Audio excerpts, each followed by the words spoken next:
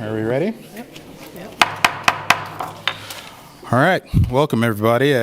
Welcome to the June 4th, 2024 Lawrence City Commission meeting. And now I will have Sherry give us the rundown of the meeting. Thank you, Mayor, and good evening, everyone. To minimize distractions during the meeting, please silence your cell phones. If you are attending virtually, please ensure you are muted and your video is off when you are not actively participating in the meeting. The city reserves the right to turn videos off or mute participants. When the mayor calls for public comment, please approach the podium to indicate you wish to speak.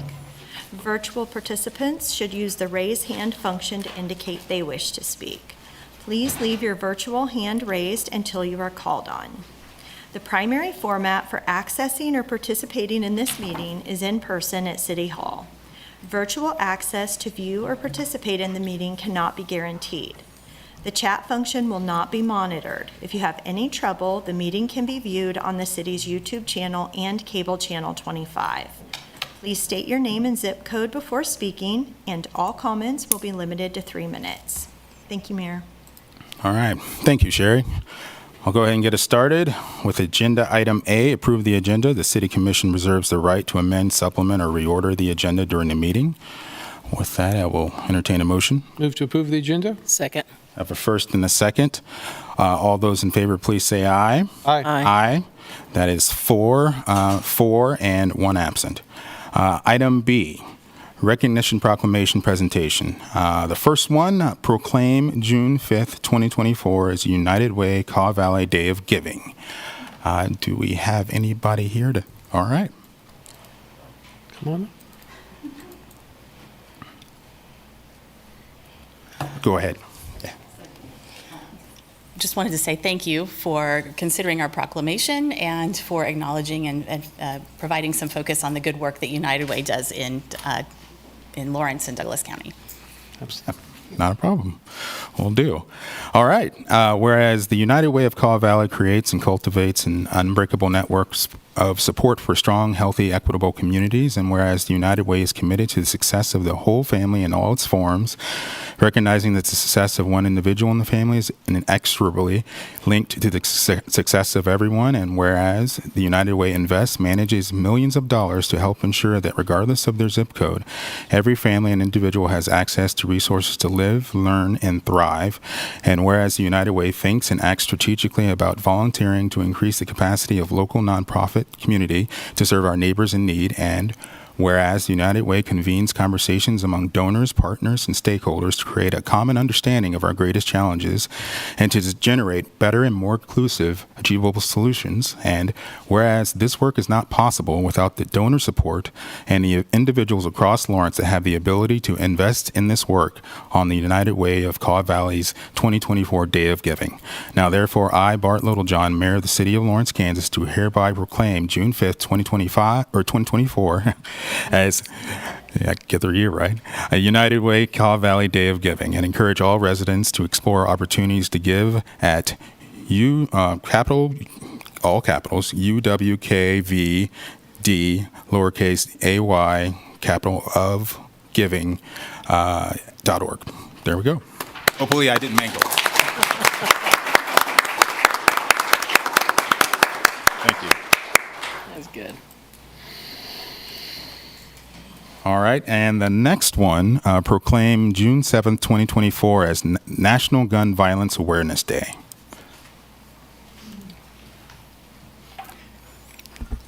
Good evening. My name is David Carter. I live in zip code 66044. And I'm a volunteer with the Kansas chapter of Moms Demand Action for Gun Sense in America, a grassroots, volunteer-led organization that seeks to reduce gun violence in the United States through a combination of advocacy, education, and community engagement. I'm here alongside other volunteers from Lawrence and Douglas County to express my solidarity with victims and survivors of gun suicides, homicides, and unintentional shootings. Every day in the United States, more than 120 people are killed by a gun. Well over half of these are suicides, and in Kansas the figure is almost 70%. According to the Annals of Internal Medicine, the presence of a gun in the home triples the risk of death by suicide. Most people who attempt suicide without a gun survive, and most who survive once do not die by suicide later. But a gun makes it unlikely that a suffering person will live and have a chance to recover. Meanwhile, homicides cause more than 40% of gun deaths in America and almost 30% in Kansas. Unarmed people often get caught in the crossfire, like Hadia Pendleton, the 15-year-old band kid whose 2013 death in Chicago inspired the Wear Orange movement.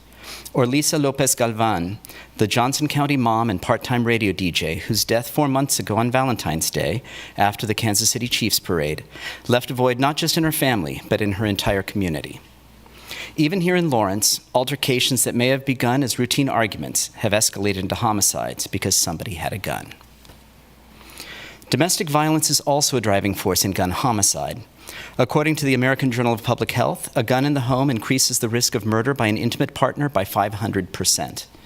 In Kansas, as in the rest of the United States, guns are now the leading cause of death for children and teens. Each year, more than 2,600 American kids are killed by someone else. For children under 13, these deaths are usually connected to domestic violence or the unsafe storage of firearms by adults in the home. Of course, gun violence can alter the course of a person's life without ending it. Every day in the U.S., some 200 people suffer debilitating or even irreparable injuries at a cost not just of medical treatment, but of earning potential that can't be recovered. Also affected are the family, friends, and loved ones of those killed and injured, who themselves become mourners and sometimes caregivers, and witnesses to shootings who might relive their trauma for years. We aim to make our communities safer by supporting policies like background checks on all gun sales and red flag laws to keep guns away from people who are a threat to themselves or to others. We also support programs like Be Smart, which educates gun-owning adults to keep their weapons unloaded and locked up, with ammunition stored separately. But our work begins by supporting victims and survivors. In observing National Gun Violence Awareness Day, by wearing orange on Friday, June 7th, we honor them and we dedicate our efforts to them. Thank you. Thank you. Whereas every day 120 Americans are killed by gun violence and more than 200 Americans are shot and wounded, there's an average of nearly 18,000 gun homicides every year, and Americans are 26 times more likely to die by gun homicide than people in other high-income countries.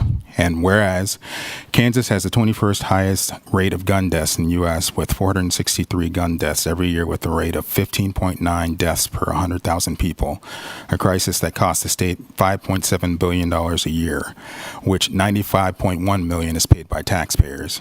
And whereas gun violence prevention is more important than ever as we see an increase in firearm homicides and non-fatal shootings across the country and in our town.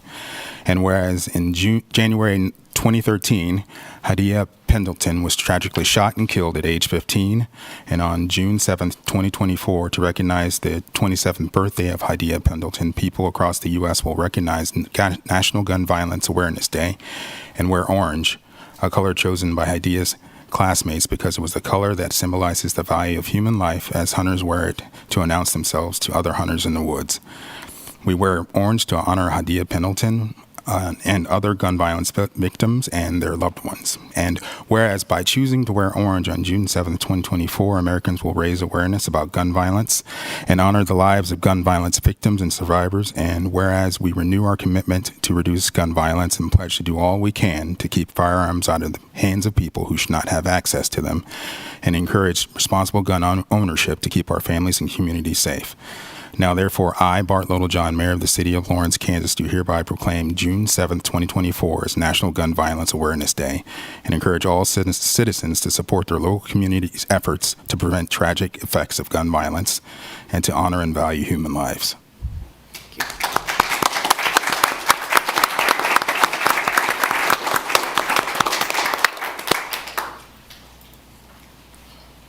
All right. Yeah. Before we move on to item C, I'll go ahead and let anyone that wants to exit, go ahead and exit. You don't have to stay for the entire meeting. You can if you want. Yes. That option is open. Thank you. Mm-hmm. Thank you.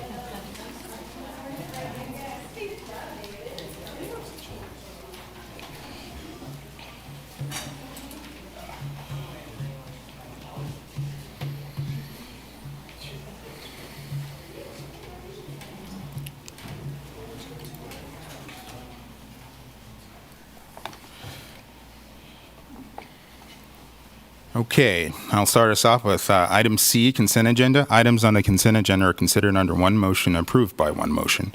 Members of the governing body may remove items for separate discussion if desired. Members of the public may remove items identified as quasi-judicial for separate discussion if desired. Members of the public will be limited to 3 minutes for comments. Would any of the commission like to pull an item? Okay. I would entertain a motion. Move to approve the consent agenda. Second. I have a first and a second to approve the consent agenda. All those in favor, please say aye. Aye. Aye. That is 4 approved, 1 absent.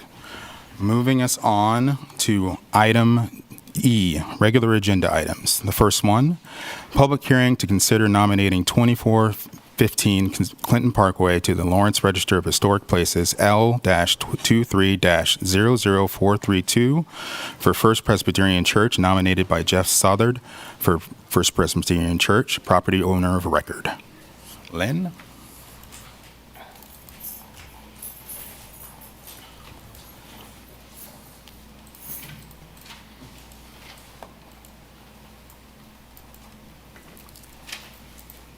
Oh, let me get there.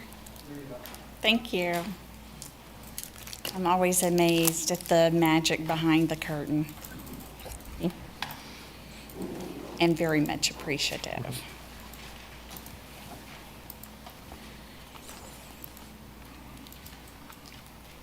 Good evening, Mayor, Commissioners. Lynn Braddock-Zollner, Historic Resources Administrator for the city, here this evening for Lawrence Register of Historic Places nomination for 2415 Clinton Parkway, the First Presbyterian Church. This is the project location. Here you see 2415 outlined in this teal bloom color. This is Clinton Parkway to the north, and then over here on the right-hand side of the screen is Iowa Street. Just quickly walking around the church, it was built in 1968 and is being nominated for its architecture. The primary facade of the structure faces east. And this is a close-up of the entry into the church. The north elevation of the church that faces Clinton Parkway. This is a portion of the west elevation of the structure. And then some additional views of the west elevation of the structure. This is a view of the 12 Apostles windows that's mentioned in the nomination. And then a closer view of those windows. And this is the south elevation of the structure. And this is the rest of the south elevation of the structure, showing the rear entry into the building. This is looking north along the eastern elevation of the structure. And another view of that same elevation.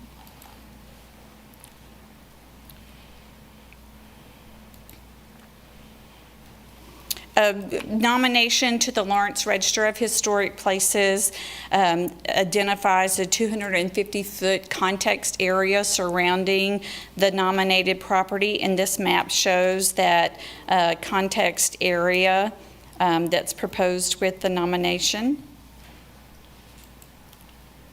As I mentioned, the church is being nominated for its architecture.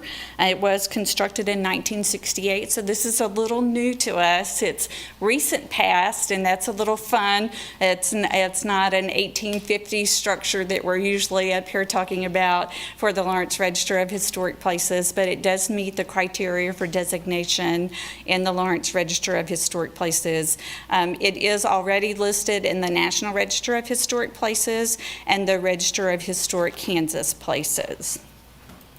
Chapter 22 identifies a report that should be submitted to the Lawrence City Commission by the Historic Resources Commission. They adopted a resolution and submitted that report to you that's in your packet this evening. It identifies that the church is being nominated for its architecture. that it does retain integrity of design and location. The significant exterior, interior architectural features of the nominated landmark that should be protected are the fenestration pattern, the brick facade, the 3-door entry, and the 12 Apostles windows should be protected. And that's included in the proposed ordinance that you have before you this evening. Anything that would require certificate of approval other than those things requiring a building permit would be any changes to that 12 Apostles windows segment that you saw in the photograph. The guidelines for reviewing projects on the listed property, the First Presbyterian Church, would be the Secretary of the Interior Standards for Rehabilitation.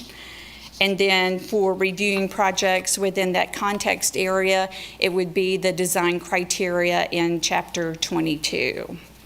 And it is a primary goal of the Historic Resources Commission to build a register of properties which show the growth of Lawrence since its inception.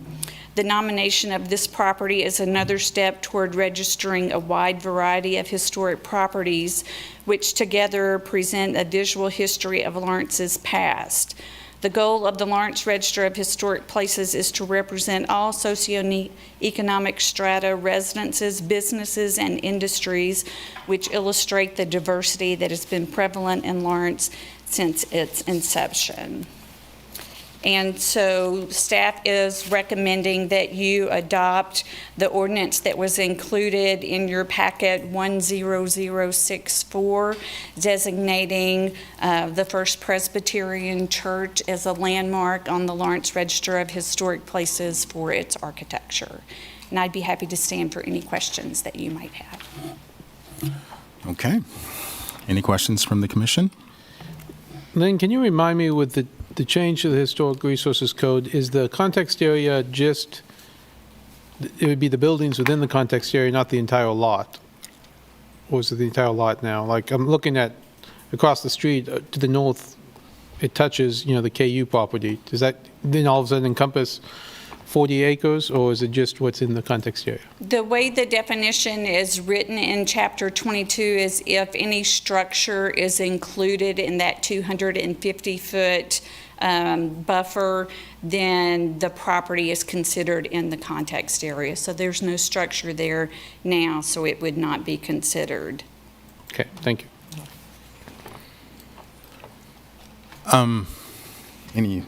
I have a couple questions, so I might dive in if nobody. Go ahead. Okay.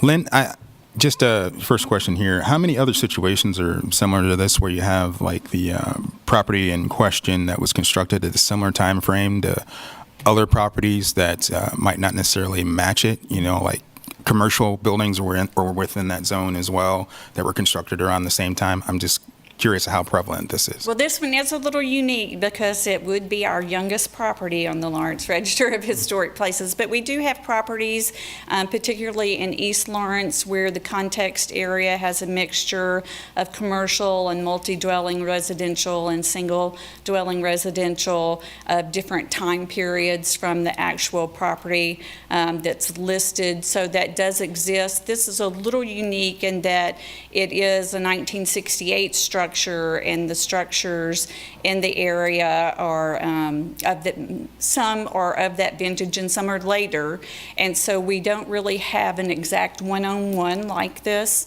in the city right now, so it is a little bit unique. Okay. And I know reading through the material, like one of the reasons, there were a multitude of reasons why the applicant, applied for not only this, but the state register as well as the federal. And one of them was the tax credit for solar. I was just curious, is that, I think that, from what I understood, that was based on either the federal or state? I just wanted to confirm. The tax credits are a state tax credit program. Okay. And in regards to state and federal, do they have any environs? They do. There are no environs associated with being on the National Register or the Kansas Register. Okay. And just curious as well, if they chose to, I think you might have mentioned this before, do anything or change the structure in any way on the property in question, that would, I think that would come back to us, right? It would actually be, for some projects, it would be an administrative review by staff. For other projects, it would go to the Historic Resources Gotcha. Commission. And then if there was an appeal of the determination by the Historic Resources Commission, that would come to the City Commission. Gotcha.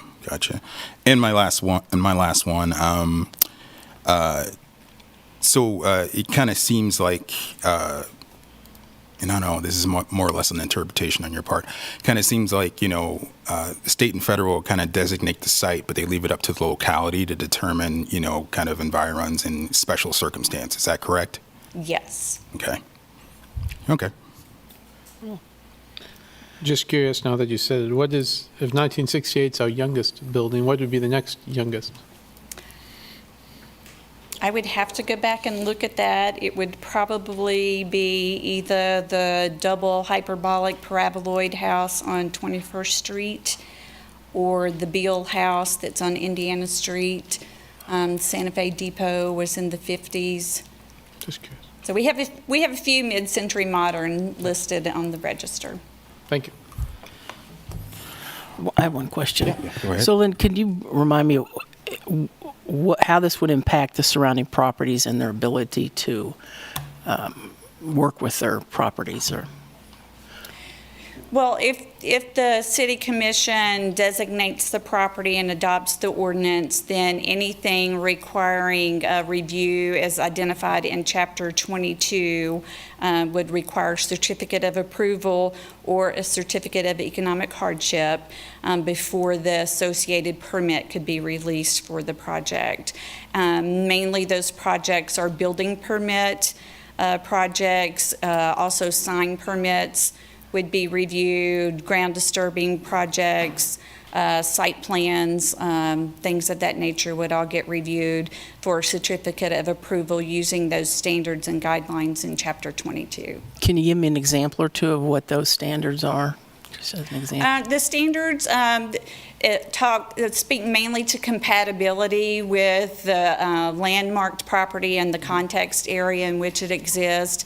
They look at things like height and massing and scale and setbacks, materials, platform, those types of design elements that make up the architecture of a structure. Because I had thought that when we did the changes in historic resources, that we got rid of the environs. Did we not? We no longer have environs review. It was replaced with context review, which changes everything. Almost everything is administrative now. The only thing that goes to the Historic Resources Commission is demolition of primary structures, new construction of primary structures, building additions greater than 20% of the existing footprint, and upper story additions. So everything else is an administrative review. That was one of the changes. The review is only for projects that are visible from the public right-of-way. That was also a change. Mm-hmm. Okay, thank you. That's all I had. How would it apply to a project that was already underway? I don't know if the Housing Authority has a building permit yet, or if they've... We've actually been working with them in anticipation of this. There are no interim controls, so anything that's been applied for before you actually landmark property does not get reviewed for a certificate of approval. So any building permits or site plans or anything that's been submitted until you actually adopt that ordinance don't get reviewed under Chapter 22. The Housing Authority wasn't ready to submit their building permit yet, but we have had pre-submittal meetings with them, and they went ahead and chose to be on the June Historic Resources Commission meeting in anticipation that you would landmark the First Presbyterian Church so that they could stay on track on their schedule for their new construction on that property that's just to the east of the First Presbyterian Church. And it does meet what they're proposing on the site, and the new construction does meet the design criteria established in Chapter 22 of the code. So city staff will be recommending approval of that new construction. But just, I guess procedurally, either if we didn't approve it tonight or we deferred it tonight or whatever, then the Housing Authority wouldn't have to go through that process. That's correct.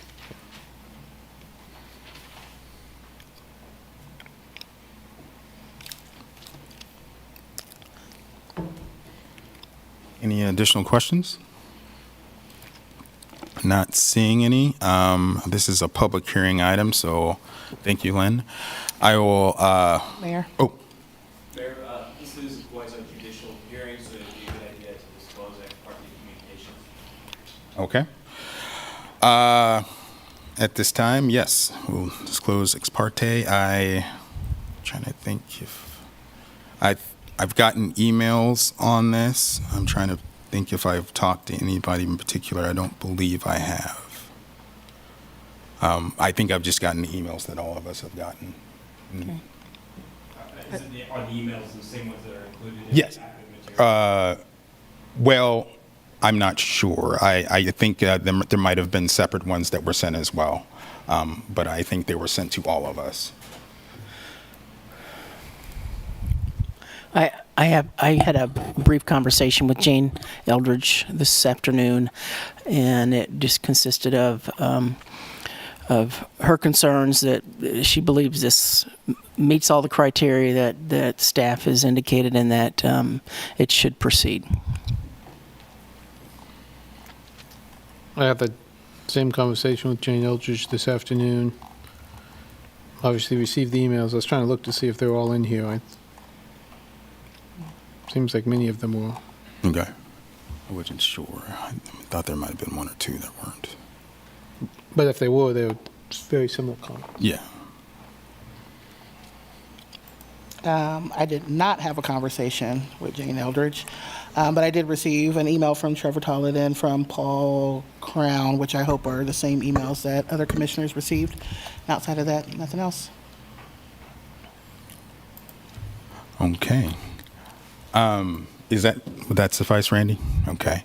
And as well, before the public hearing as well, I wanted to go ahead and invite the developer, or not the developer, but the applicant up here to speak as well. So, if you would.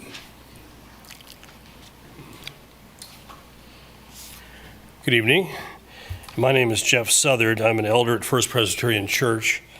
On behalf of the church, I made the nomination to place our building on the Lawrence Register of Historic Places. FPC was founded in 1858 and so is one of the oldest churches in Lawrence. It was located at the corner of 9th and Vermont for many years. In the early 60s, church members made the decision to relocate. In a bold move, they voted to leave downtown entirely and go to a site on the southwest corner of Iowa and 23rd, now Clinton Parkway, which was then on the very edge of town. The second bold decision concerned the choice of an architect. Rather than go with a traditional church architect, members chose Edward Sovick, a nationally known architect from Minnesota. Over a multi-decade career, Sovick designed hundreds of churches across the country, although this is his only church in Kansas. He was famous for his non-church designs, which did not look like traditional churches. His design theories are displayed prominently in FPC, and they're clearly non-traditional. Your packets include a handout showing color photos of some of the unique features of the church. For example, the use of biblical numbers, 3 doors, 7 lights, 12 windows, is prominent. The large wooden cross is in the middle of the sanctuary rather than on a wall. The ceiling is wood and the floor is concrete. Also unique for a building in the 60s, it's all built on one level. FPC started the process of getting listed in the state registry in the spring of last year. In November, the State Historic Commission unanimously voted to grant us this status. You also have a letter in your packet from Dr. Jay Price, an architecture professor at Wichita State, who is the chairman of the state committee. In it, he endorses the status of FPC as historic. State's approval then started a process of federal review. This led to approval by the National Park Service in March. In December, we started the process to have FPC added to the Lawrence Register. In February, the Planning Department agreed, and in April, the City Historic Resources Commission followed suit. All four of these bodies conducted their own reviews and agreed that First Presbyterian Church is an historic structure because of its unique design. Now, I expect you'll hear speakers argue against the designation for a variety of reasons. As you listen to them, ask yourselves, do any of their arguments go to the basic issue of whether FPC is an historic structure? That's really the only question before you tonight. Is FPC historic or isn't it? When you consider the record, I'm confident you will agree with all the other commissions and bodies and find that it is in fact worthy of the designation. If I have a little time left, I will answer Commissioner Finkeldey's question about the most recent buildings. I'm also on the board of the Ecumenical Campus Ministries, which is just north of the Union. That building was built in 1958, and it got its designation in 2008. And in the same year that it got its designation, a little project across the street called the Orient Hotel was going up. So it clearly didn't have any effect on their ability to develop that property, which is about as commercial as you get. So they can coexist, and it's been done before. Any other questions? Thank you. All right. And with that, I will go ahead and, any further questions from the commission? I didn't see any. I'll go ahead and open up the public hearing, and then which is opening up public comment. Our first speaker for public comment. Do you have my April 17 letter? Yes, can you give me your name? I think we... James Peterson. Yeah. I also have printed copies for the commission, if I can turn those over to you. Did you already provide those to us? Yeah, it's the same letter. Yeah, we have. We already provided it. Okay. Yeah. Sounds good. Can you go to page 3? Kurt, this is the one I sent you, the public comment that they wanted to share the photos of. And you can raise that platform, there's a little button there, Oh, and hold it Thank for you. a second. It'll take a second. But hold it, it'll go up higher for you. that's very nice.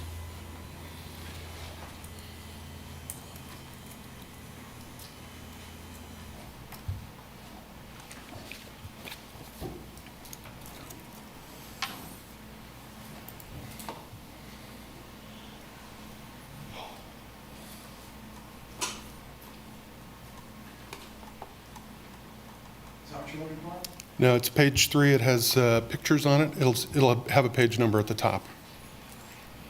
Well, it may not be the same page. Try earlier in the PDF. Earlier, yeah. Keep going. I'm actually on the same computer. If you want to dial it in, it'd be like that. Okay, I'm just going to hit page up a couple times.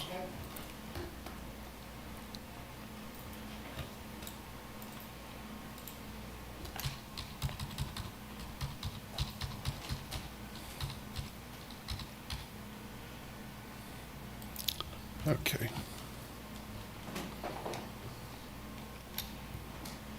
Okay. My name's James Peterson, and I'm the president of Park 25, Inc. We have 154 apartment units just south of the church. I'd like to quickly walk you through some of the site conditions at the First Presbyterian Church. Please note that on page 26 of 133 in the Historic Places application, it's disclosed that one shed has been erected for the church lawnmower by the church. However, any visitor can see that there are 3 sheds in this picture, and that they're of very poor architectural quality, which are not complementary to the church, architecture, or to each other. They vary in square footage, height, exterior material, visual element orientation, siding color, and roofing color. We believe they form a barrier beyond which the context area should not extend, and we don't want to be included in that context area because of the impact on the apartments. On the next page, you can see the view just southeast of the blue awning that's mentioned in the application. Park 25 is visible on the right side of the frame behind the 3 sheds. The roof on the right shed is red asphalt. The others are gray and brown. This is the shed that was disclosed. It's the lawnmower shed. It's constructed of oriented strand board, which is shredded scraps of wood that are glued together and heated to form a board. The doors are constructed from 3 vertical 2x4s and OSB, which is the cheapest construction possible.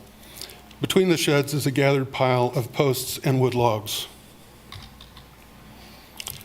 This undisclosed tough shed is a manufactured shed that's dropped off the back of a truck. The paint is moldy. The siding is vertically grooved. The Tough Shed website describes this garden ranch model as, quote, our lowest priced factory direct ranch shed for the budget-minded customer. This model of shed costs approximately $3,000 to $4,000 unpainted on the Tough Shed website. There's another accumulation of wood between these sheds. Park 25 is visible on the right side of the frame with a maintenance worker on the roof.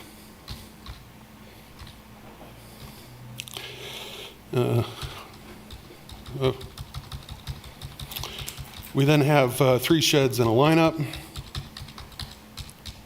Sorry for the technical difficulty. And the Park 25 Apartments is behind these sheds. The church has devalued their view of Park 25 by erecting the sheds. Under HRC restrictions, Park 25 would not be allowed to erect structures of such low quality, creating an asymmetric application of regulatory power. The 12 apostle windows are visible behind the tree. Thank you, sir. Okay. I'd like to provide the remainder of my remarks. It's just another paragraph. Yep. Yep. Thank you. Thank you, sir.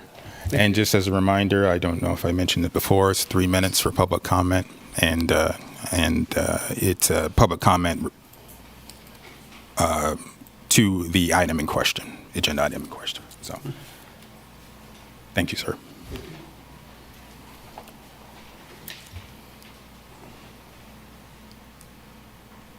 Are you ready? Yeah, go ahead. Hello, my name is Marisa Peterson, and I thank you for the opportunity to share my perspective as an owner of Park 25 Apartments. We have been tax-paying business owners in Lawrence and good neighbors to FPC for almost 50 years. We are committed to providing a safe and comfortable home to our valued residents at Park 25 Apartments, and we were shocked to be pulled into this contentious issue a few months ago because of the ongoing litigation between FPC, the City of Lawrence, and the developers west of Crestline. In preparation for the Historic Resources Commission meeting on April 18th, I carefully read Mr. Southern's landmark application on behalf of FPC. After the meeting, my husband, Mr. Kessinger, and I had a very nice extended visit with Mr. Southern right out here in this foyer, outside this meeting room. And Mr. Southern joked with us that in all his years, this was the first time he'd used his undergraduate history major from KU, and he shared that he had gone on to law school and was now a retired attorney. He offered to give us a tour of FPC, which we enthusiastically agreed to. Mr. Southern then strongly reassured us that First Presbyterian Church of Lawrence has no issues with Park 25 Apartments at all. But he shared that their real concerns were that the currently vacant land west of Crestline Drive would be paved, and the stormwater runoff from the new development would cause additional water problems for the church, and that they already have water problems and flooding in their church basement several times a year. He also said that they're concerned about increased traffic on Crestline. And he commented on how many parking spaces were proposed for the townhome project that is currently in litigation. There was a very strong contrast between the kind goodwill that he expressed towards us in Park 25 and his deep desire to block the development across Crestline due to stormwater runoff and increased traffic concerns.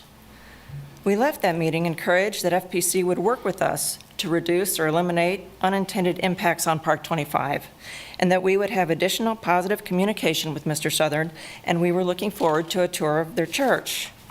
My husband has since reached out to Mr. Southern and the pastor of FPC, Dr. Helen Hutchison, approximately every other week via email and fax, including on April 19th, May 3rd, May 22nd, May 31, but has yet to receive any reply from them. I share my recollection of our conversation with Mr. Southern on April 18th to underscore the facts that Park 25 Apartments are longtime tax-paying business owners in Lawrence with no interest in this contentious fight, but we're being scooped up into these issues with unintended but potentially very significant harmful long-term consequences for our business. The ruling elder of FPC, James Rumsey, has written to you that the opinions, needs, and objections of the tax-paying property owners around FPC are just not valid, and Mr. Southern mentioned that in his comments too. But I am asking you, commissioners, for recognition of the fact that Park 25 does not pose any harm to FPC's history, that FPC's 3 shoddy sheds negate their historic context area extension. Thank you. Thank you, ma'am.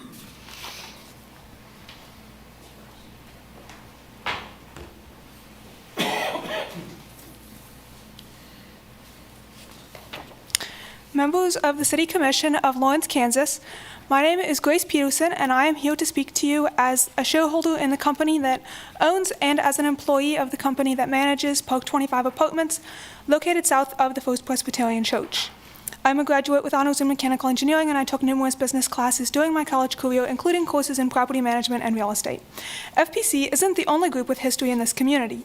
About 73 years ago, my great-grandfather, with an 8th grade education, began repairing flood-damaged homes after the Kansas City flood of 1951, then building homes, developing land, building apartments, and managing them.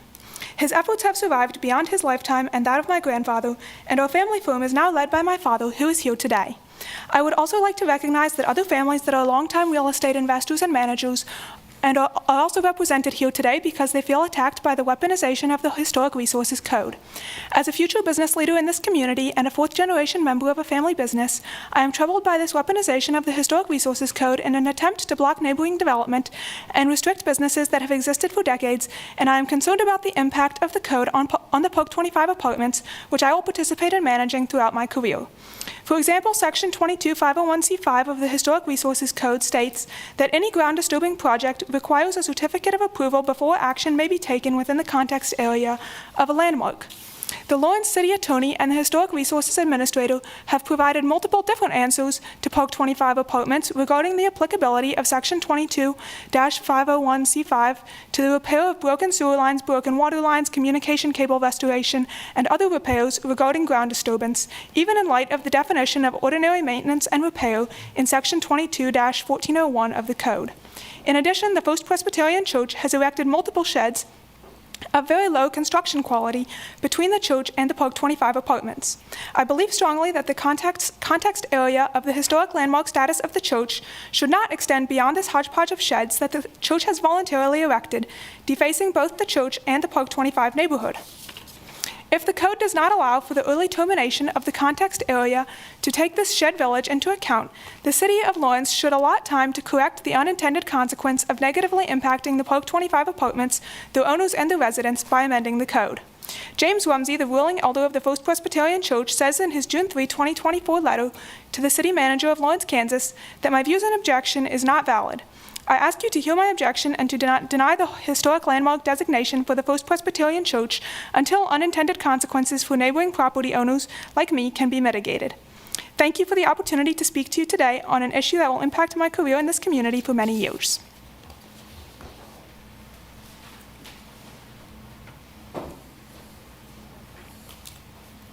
Good evening. My name is James Kessinger. I am the attorney for Park 25 Apartments. For your records, the Park 25 Apartments are at 2401 West 25th Street here in Lawrence. The zip code is 66047. I am here to ask you to consider the language of your ordinance. In your ordinance, the definition of context area says, a designated 250-foot radius around a landmark or historic district that reflects the context of the landmark. What I'm asking you to consider is that there's a conflict between the application and your ordinance, or the application of your ordinance to the application. The ordinance, or the application is presented to you to define the context area as 250 feet from the exterior boundary line of the entire property. That is in conflict with your ordinance. Your ordinance says a radius from the landmark. So if you follow your ordinance, which was recently adopted, and you do a radius of 250 feet, especially from the Apostles' 12 windows or the features that you're identifying as historic, then you will not include Park 25 within the context area. If you do adopt it as proposed, I think that's a violation of your own ordinance. I think that any of the parties here opposed to it can take you up to district court and challenge that your context area is not being applied consistent with your own ordinance.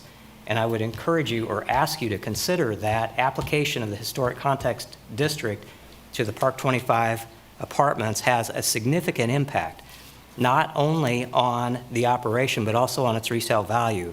There are many both lenders and buyers that if they see a historic district designation, they will just pass right on by, because everybody knows that that's an extra layer of administration every time you want to maintain your buildings. So we are asking you to exclude Park 25 from the context area and follow your own ordinance. And those are my comments. If you have any questions for me, I'd love to answer them. So, thank you.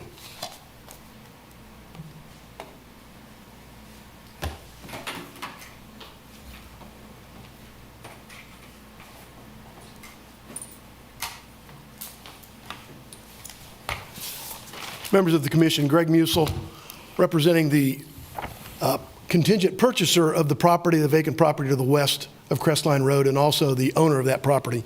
You have three choices tonight. You can deny this, you can approve it, or you can continue it.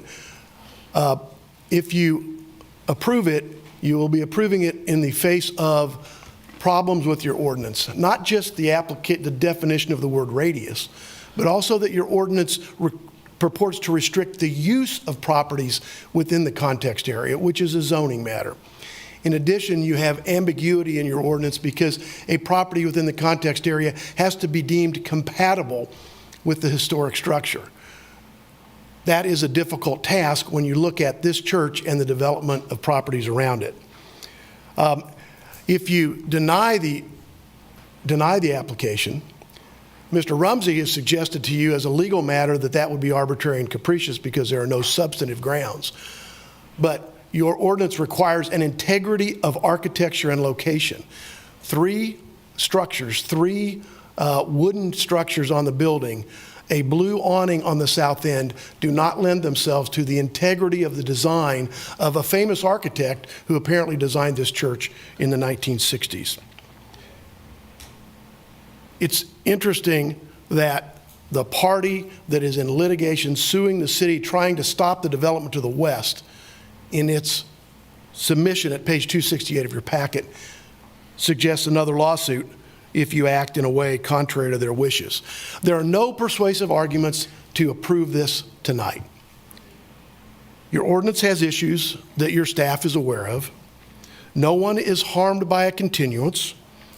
You can review your ordinance to make sure it is applied properly and it is worded properly. You can let the church's first lawsuit resolve, which the church could do tomorrow by filing a notice of dismissal, a stipulation of dismissal. You could ask the question about what is the timing and reasoning behind now. There's no reason to apply this now. The Historic Resources Code was an aspiration and inspiration for this city to, as Ms. Zollner said, collect and preserve issues. This is far more about preventing future development by the church than it is about historic preservation. The context area here is so diverse and various that it is impossible for an owner in the area to know what will be compatible in the future. And we are not opposed to the church getting the designation. It's the impact on surrounding properties that is of concern.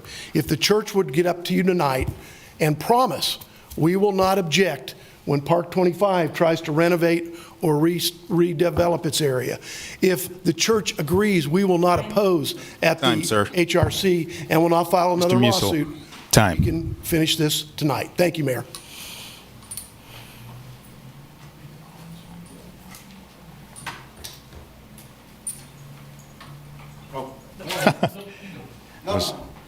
I was wondering who was going to win.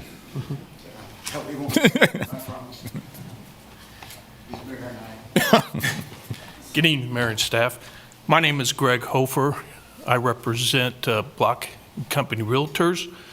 We are the managing agents for the center, 2300 block of Iowa, Texas Roadhouse, Zare, Game Nut, and some of the other tenants. As a firm representing these owners and the tenants, we humbly and formally request that the above named application for landmark designation is denied. We respect the importance of preserving the historical sites in Lawrence. However, landmark status for the First Presbyterian Church would impose an unnecessary, burden on the property and the tenants. as has been mentioned previously, for approvals of any development, improvements, or redevelopment on the site. Furthermore, the timing of the suit that was brought by First Presbyterian Church of Lawrence against the City of Lawrence, which involves an adjacent interested party, Foundation Residential Partners, is concerning to us as well. We want to reiterate that our firm does not wish to take sides in this particular matter. Our involvement reflects that our stakeholders' retail establishments would not fall within the context area as defined by the Historic Preservation Ordinance. If approved, it will then require compatibility, which has not been fully defined, respectively regarding the renovation, redevelopment, and/or new construction within the new context area. These additional layers of approval impose undue restrictions and introduce uncertainty to any future development and conflicts with the City of Lawrence's strategic plan emphasizing economic growth, sustainability, and inclusivity. We believe excessive restrictions could hinder efforts to support a thriving and equitable and prosperous community. As representatives of the stakeholders and contributors to the vibrant economic vitality of the City of Lawrence, we respectfully request the City Commission consider the broader applications of landmarks designation L23-00432 on the community's economic development and property owners' rights. Thank you.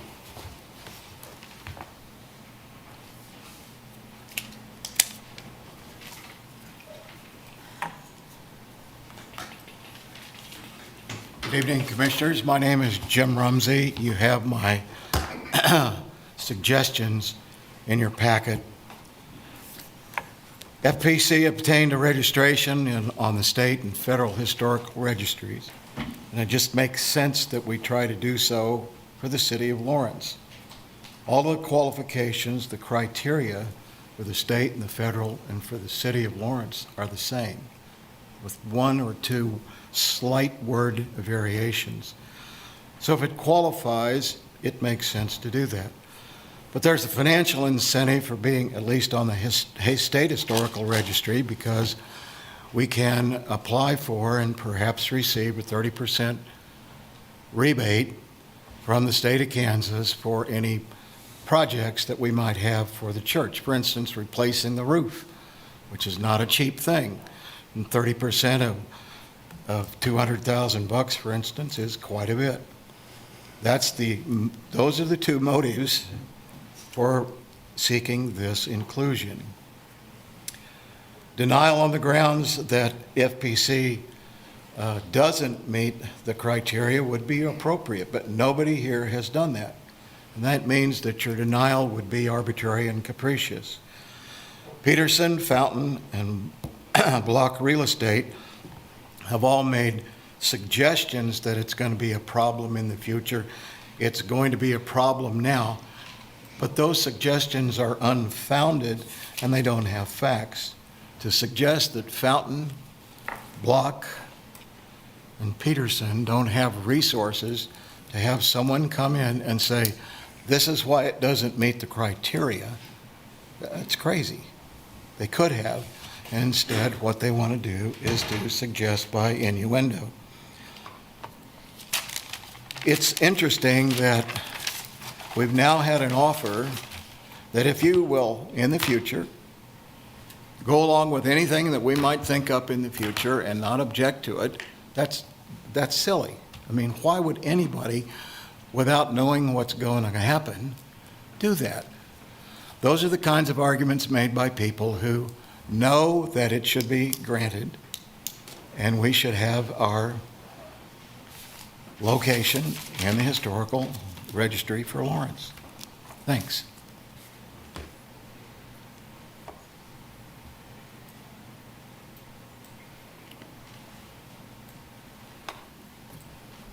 Hello, Jane.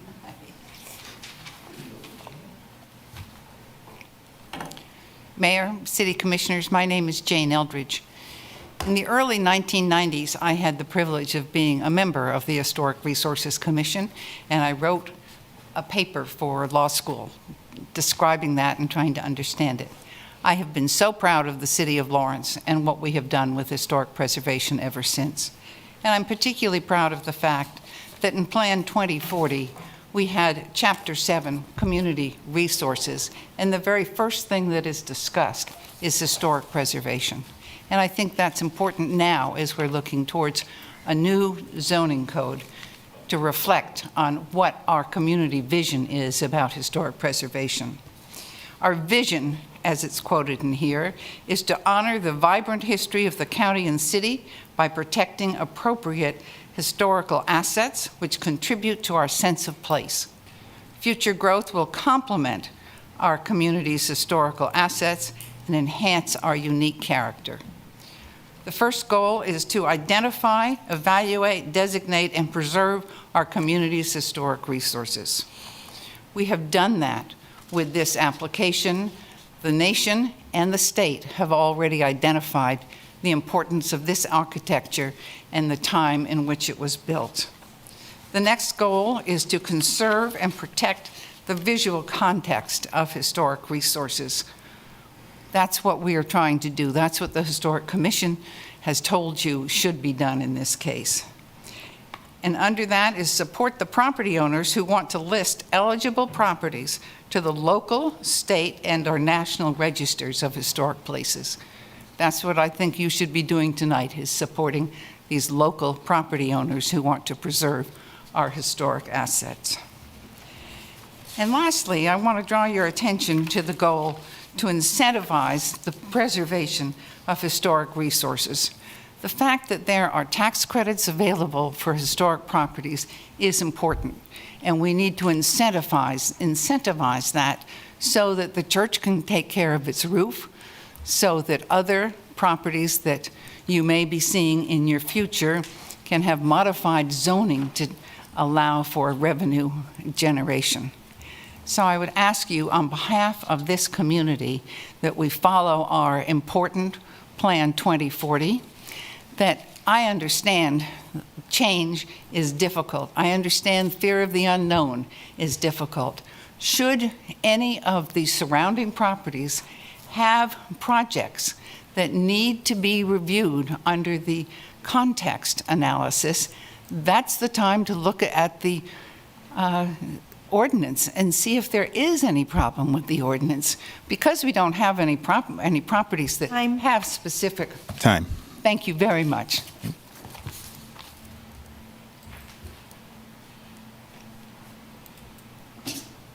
Okay, not seeing any additional comment in here. Sherry, any on Zoom? Trevor Tollett.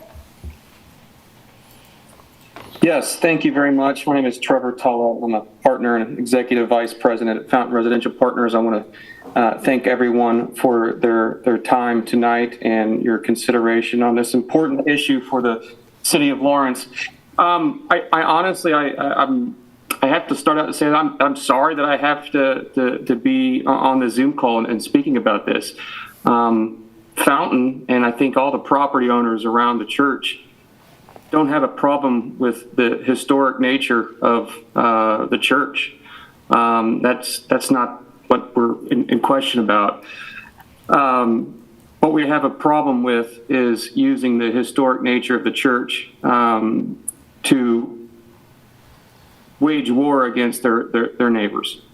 We've been working on this project since 2019. It has been shocking and saddening to see that the church and the neighbors like Jane Eldridge, just the amount of absolute resentment and just anger and hatred towards this project. It's shocking and it's saddening. And I'm really sorry to have to be here to discuss the historicity of a church, a Presbyterian church. Being a Presbyterian myself, it's just shocking. So I want to be real honest on this conversation. I think everybody in this room should be honest. The church says that they need this historic designation for the tax credits. Ask them if that's true.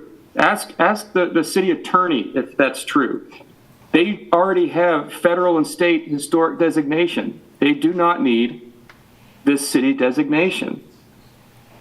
Ask the church if they will stand up tonight and say that they have no opposition on the site plan that this city commission has approved. Ask them that. Ask them to be honest about that. The fact of the matter is, this church is suing the city of Lawrence, and at the same time coming to the city of Lawrence and asking them for a historic designation that they can turn around and use again against this project. That is the truth of this matter. Anything else is just an attempt to try to get this weaponization. We do not mind the church getting this historic designation from the city of Lawrence. It's about when.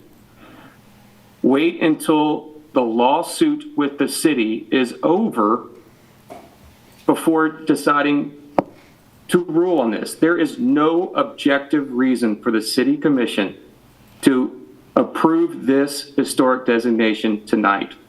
There's no time limit. There's no preclusion. It is all, Time, Mr. Toller. honestly, a weaponization by the church in the neighborhood. Time, Mr. That's the Toller. truth. Chris Flowers.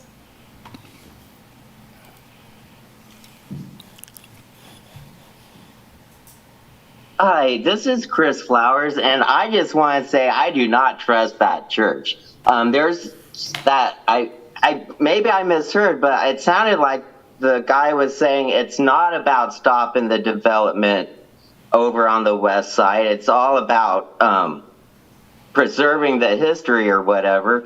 Then why was he telling not him, but why was the church telling that Property 25 person that, oh, you don't have to worry, we're going after it's about, I don't want to say it's about stopping the development, but that's what they were more concerned about. Hey, Chris? Why would he tell, or why would someone tell Hey, Chris? the Park 25 person that? Chris, I apologize for interrupting you. Sherry, can you stop this time? Hello, everybody. If you could be quiet here in the room, sound carries, and we can hear it up here, to be respectful for both the people in the room and also the people on public comment, just, speaking their mind. I would appreciate it. Thank you. Chris, I apologize again if you would continue. It's okay. And also, just when they're telling you, oh, if you don't just focus on if it meets the guidelines or whatever. When they're telling you you have to focus on this, that seems more like it's that they know what this is about and they don't want you voting for it for what it's about. And they are trying to use get this historical landmark or preservation or whatever it is to make it harder to do the development that's going on the west side. And I want to say, what I suggest to you is y'all just say, well, it hasn't been there long enough. To be considered a senior, you have to be in your 60s, don't you? Like, this place isn't even 60 years old. If it was a person, would it qualify for Medicare or Medicaid? So why should we say we're going to give you benefits based on history, and that has to do with how old you are? So why should a building this young be put on the preservation list? Unless I could understand, let's look at Stonewall. Something of historical significance happened there. The only thing I saw is they're arguing the architecture. So we're gonna give them this over architecture when it hasn't even been 60 year olds yet. So I just say I'd wait until the litigation is done, and I would say the building hasn't been there long enough, because we all know what this is about, and saying the building isn't there long enough, I think that's a credible reason to deny it. So I just want to throw that out there. And we need more housing. Thank you.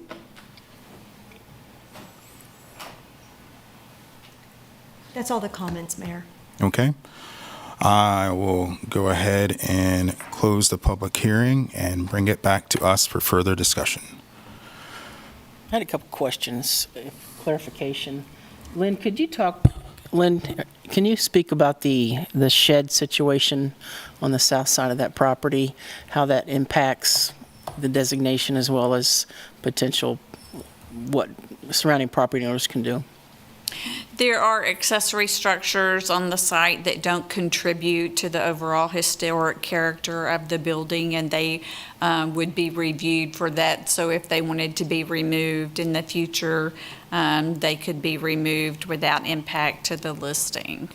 Okay. So that the fact that they're there now, they wouldn't have to remove them because they don't? They would not be compelled to remove them, no. Okay. Yeah, that's all I had for you. Thank you. Okay. I have a couple. Are you there? So I think it was Mr. Musel, someone talked about that subsection B where it talks about it shall also have a significant integrity of location, design, and materials and workmanship, making it worthy of preservation. So were those sheds looked at to see if they have an integrity of, design and materials? I mean, we'll ask another way. Could we say those had to be removed before we considered adopting it under these regulations?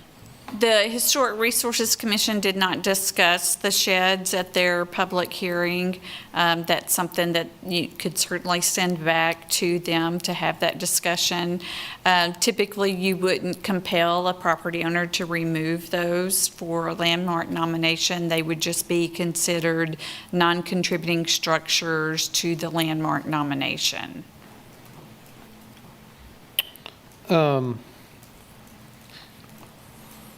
Okay, the other question I had was, what was I had? So we've had this discussion, well, I guess I should make a comment, I should ask a question. I think I asked you this before, but the Chapter 22 at the moment has no timing provisions in it. So for example, if we were talking about the housing authority, even though they've been in the process, they've been talking about the process, if this beats the building permit application, that trumps, right? There's no other designation. It's not the start of the process. It's not the first meeting with the application, for example, for a building permit or a meeting. It only has to do with the filing of the permit. Right. If the city commission approves the ordinance and once it takes effect, any building permit application that's applied for after the effective date of that ordinance would require a certificate of approval. And so like with the housing authority, they didn't want to slow down their process any, so they preemptively have asked for the Historic Resources Commission to review their project. So there wouldn't be any slowdown in the time frame because they are working on a time frame where they have to hit certain marks for their funding cycle. And that is why they went ahead and had the pre-submittal meeting with staff and are going to the Historic Resources Commission in June to get a determination whether or not, if they have to, would that building meet the design criteria in Chapter 22.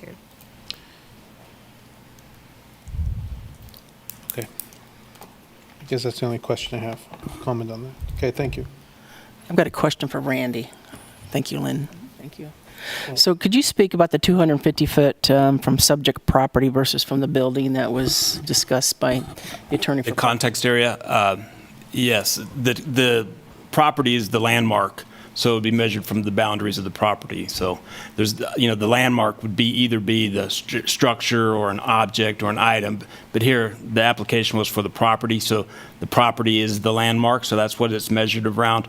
And the other option would be an historic district, which is not relevant to this. So the city doesn't, or the city attorney's office doesn't see a problem with the definition of context area.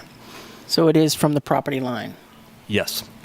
Could you designate just the building as a historic site without the property? Theoretically, that could be done, yes. Objects can be done as well. I think we have a little wall down here that we did a couple months ago, which is the first time we've done an object or a thing like that, but a structure could be done as a historic item, yes.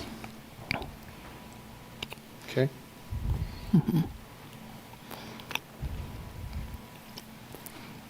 So I'll ask a question of Lynn, since that was brought up. Lynn, in the application, I guess walk me through the application process, because I'm hearing where I think people are poking holes in the process, and I just want to be able to better understand it. We've had arguments about suspect-looking sheds because of the application being for the property, and I assume that that's why that was being brought up. Conversation has now come up that we can do objects, so I don't know if the argument with the sheds would even, I guess that would be moot if it was on the focus of the object. So I guess when someone submits an application, what is that? Is there like a review? Does someone go out and point these things out? Because you said with the sheds, we can't compel, but you know, it does fit within the context. But I guess if we were talking about property, but I guess if I'm looking at it and if we were just looking at it from the building, I could care less about the shed. So help me understand as we go from an application to now, what does someone look at? What is it being investigated by the commission as far as what they're looking for? What notes are they making to the applicant about their request for designation? Right. I think it's been more the process in the United States to list a property rather than just a structure on the property. That does happen sometimes where it's just a structure and not the whole property. But we haven't had that in Lawrence, except for Randy mentioned we did just do the pier that wasn't the property a couple of months ago. So it was just the structure of the pier that we landmarked on the Lawrence Register of Historic Places. When a nomination comes in, we look at the whole property and we look at what parts of the property meet that code criteria designation and evaluate the structures for whether or not they meet that code criteria. And so for an example with this, those structures do not meet the architectural significance to be landmarked, so they would not be considered contributing elements to that landmark listed property. Right. So they could be removed or altered in the future without impact to the actual significant structure on the property. Okay.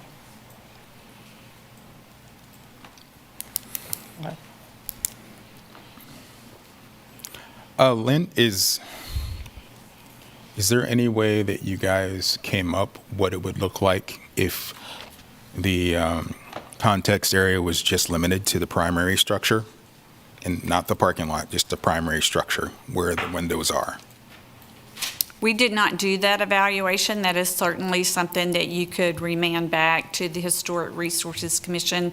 That's one of the options you have available to you this evening, to send it back for additional research and outline what research you would like to see take place, and that would be something that you could ask them to evaluate what would be the impact if it were just the structure and not the property. Okay. So Lynn, procedurally, if that was to happen, does the applicant have to refile? They do not have to refile.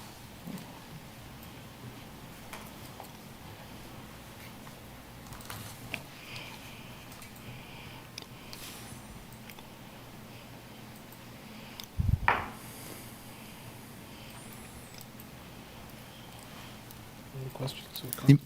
I don't have any questions. I'm good. Thank you, Lynn. Thanks, Lynn. Thank you, Lynn. I have a couple comments. I would start by saying, and someone might remind me of this in commission items, there's been some discussion of the new development, at the Development Code Committee and otherwise about, and there's some, studies, stories across the country and studies across the country where as new development codes are adopted to allow for densification, that there's been examples around the country where people start trying to put properties on the historic use the Historic Resources Code, basically, of those cities to stop development around that the code otherwise. So this idea of weaponization of the historic code to stop things around them is certainly something that's been happening around the country, and I've read several articles about that.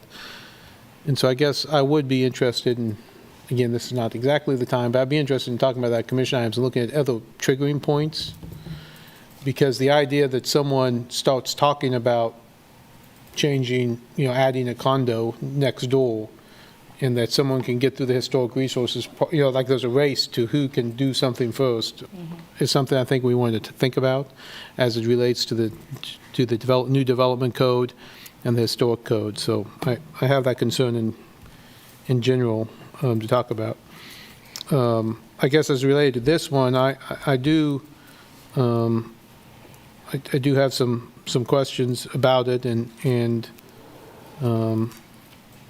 the timing of it, but in particular, I'm concerned about.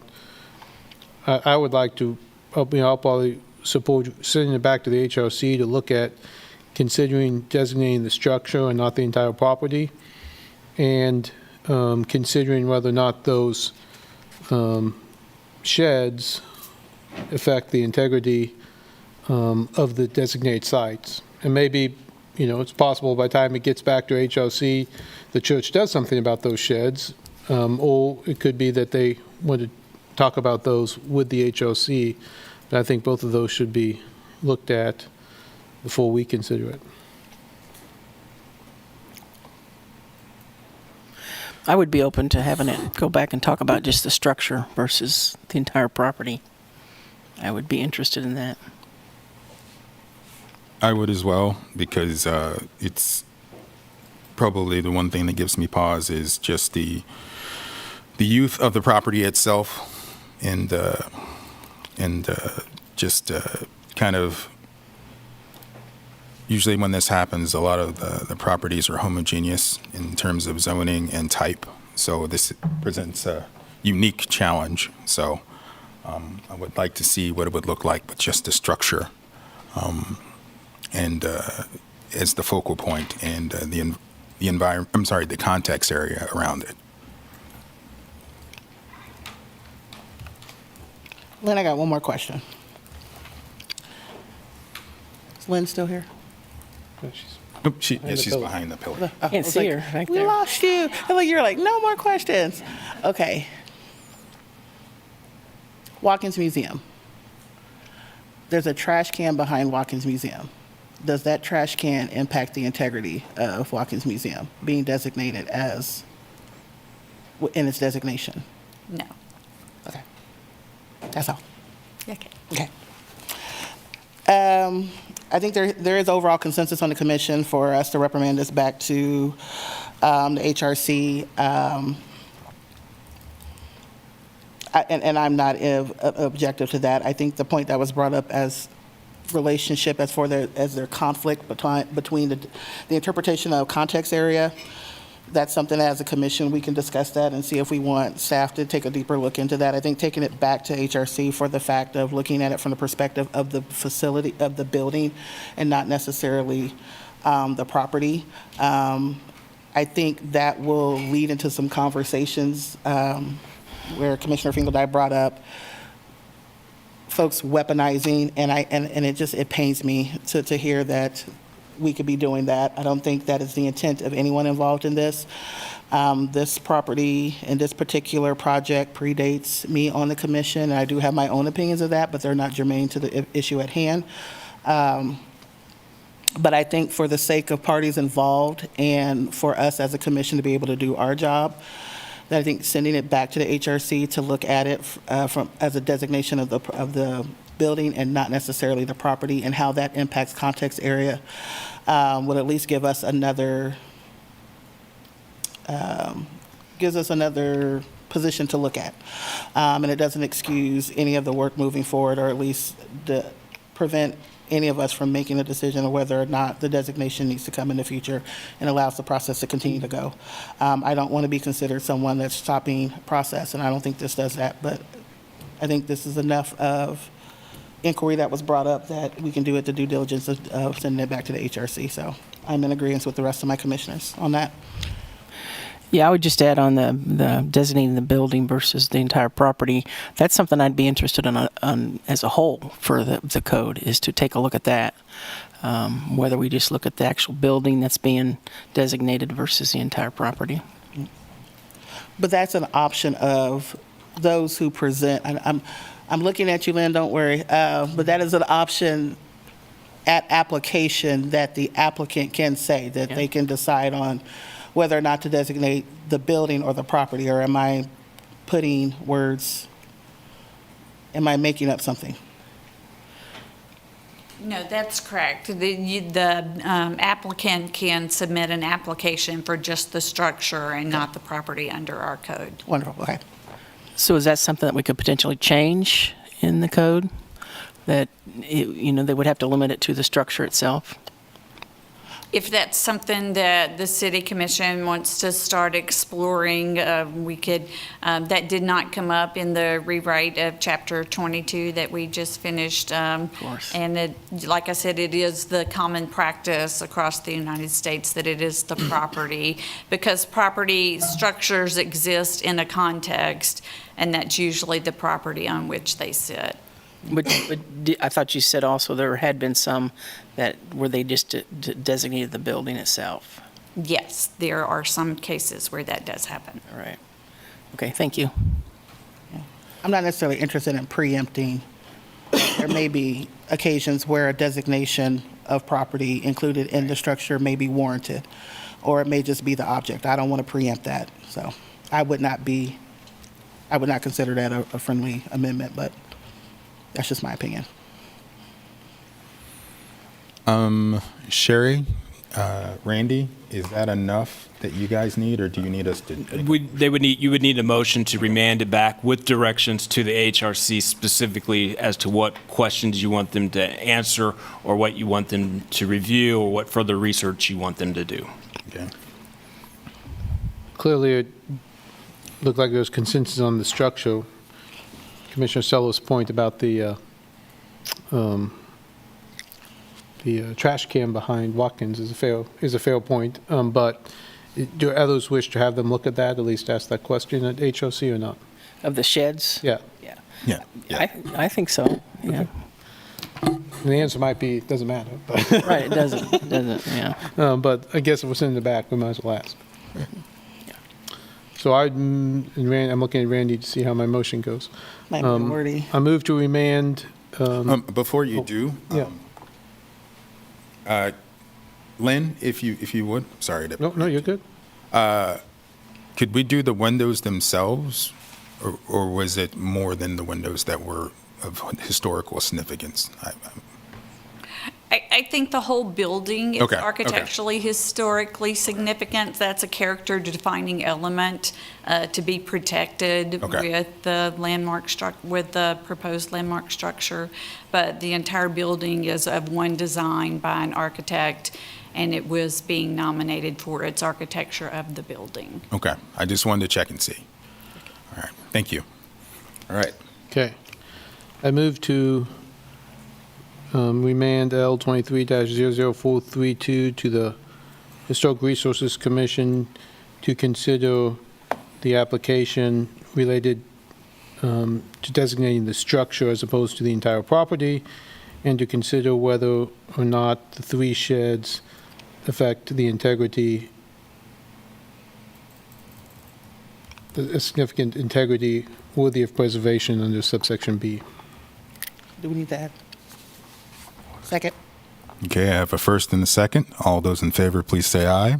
Aye. That's 4 approved, 1 absent. Okay. All right. I'll let folks go ahead and exit, since there seems to be a few of them in here.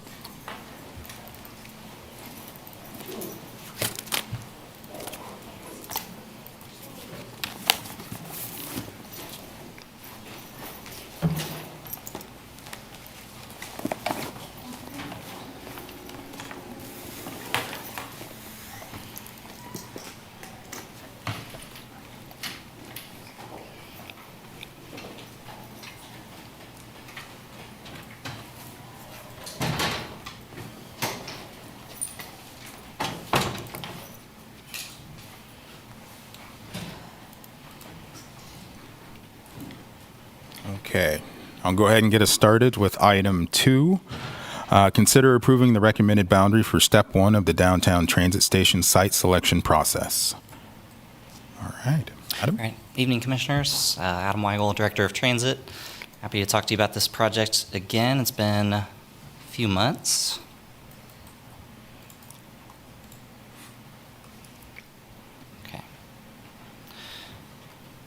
Okay, well, first meeting in January, came to talk to you all about this project, set some of the background for the need of the project, and at that meeting we also established a steering committee with a limited scope of work for what site selection will look like for this throughout calendar year 2024. So that steering committee has been hard at work since February, and they have come to their first of 3 specific pieces of their scope, which is recommending a boundary within which we will evaluate possible site options.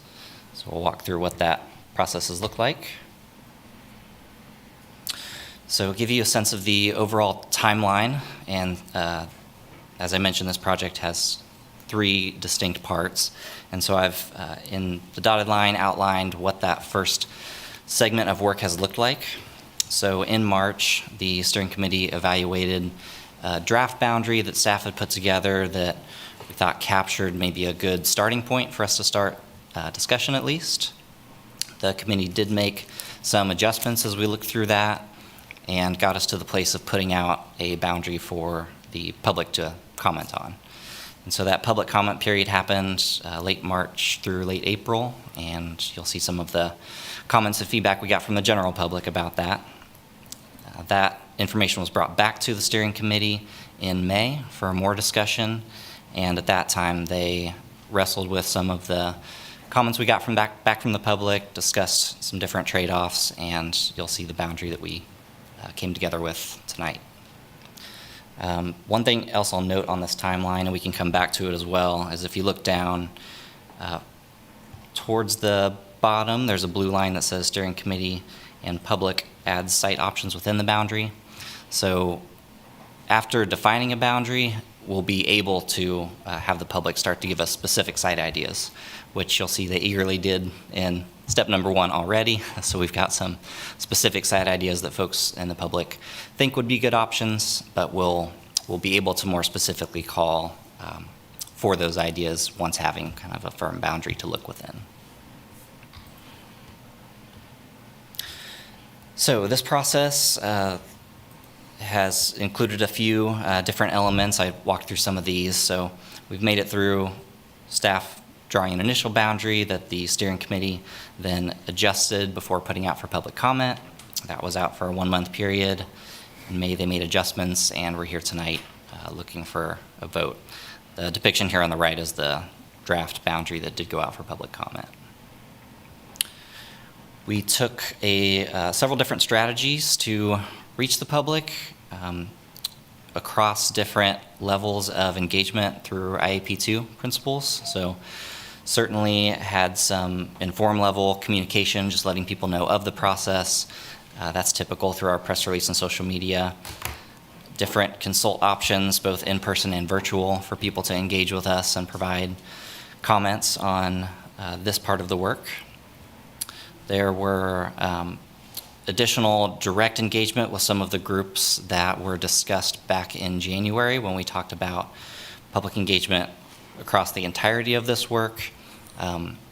We had a discussion with you all about the different stakeholders we wanted to make sure were engaged more directly. So in this first set of the work, we did that by sending out specific tailored emails to different stakeholder groups that we'd engaged through prior transit studies, including route redesign study, and made sure they were aware of the ways they could engage with us both in person and through the online survey.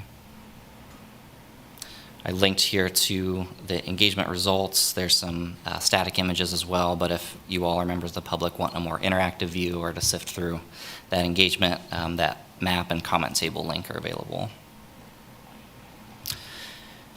So through the 30-day period that we had the draft map out, there were 173 unique individuals who engaged with that process. They dropped 342 total pins on the draft map. You can see this is pretty zoomed out from the actual proposed area. There were some pins relatively far flung, and so, with those types of comments, I think there's more education about why the downtown context is important.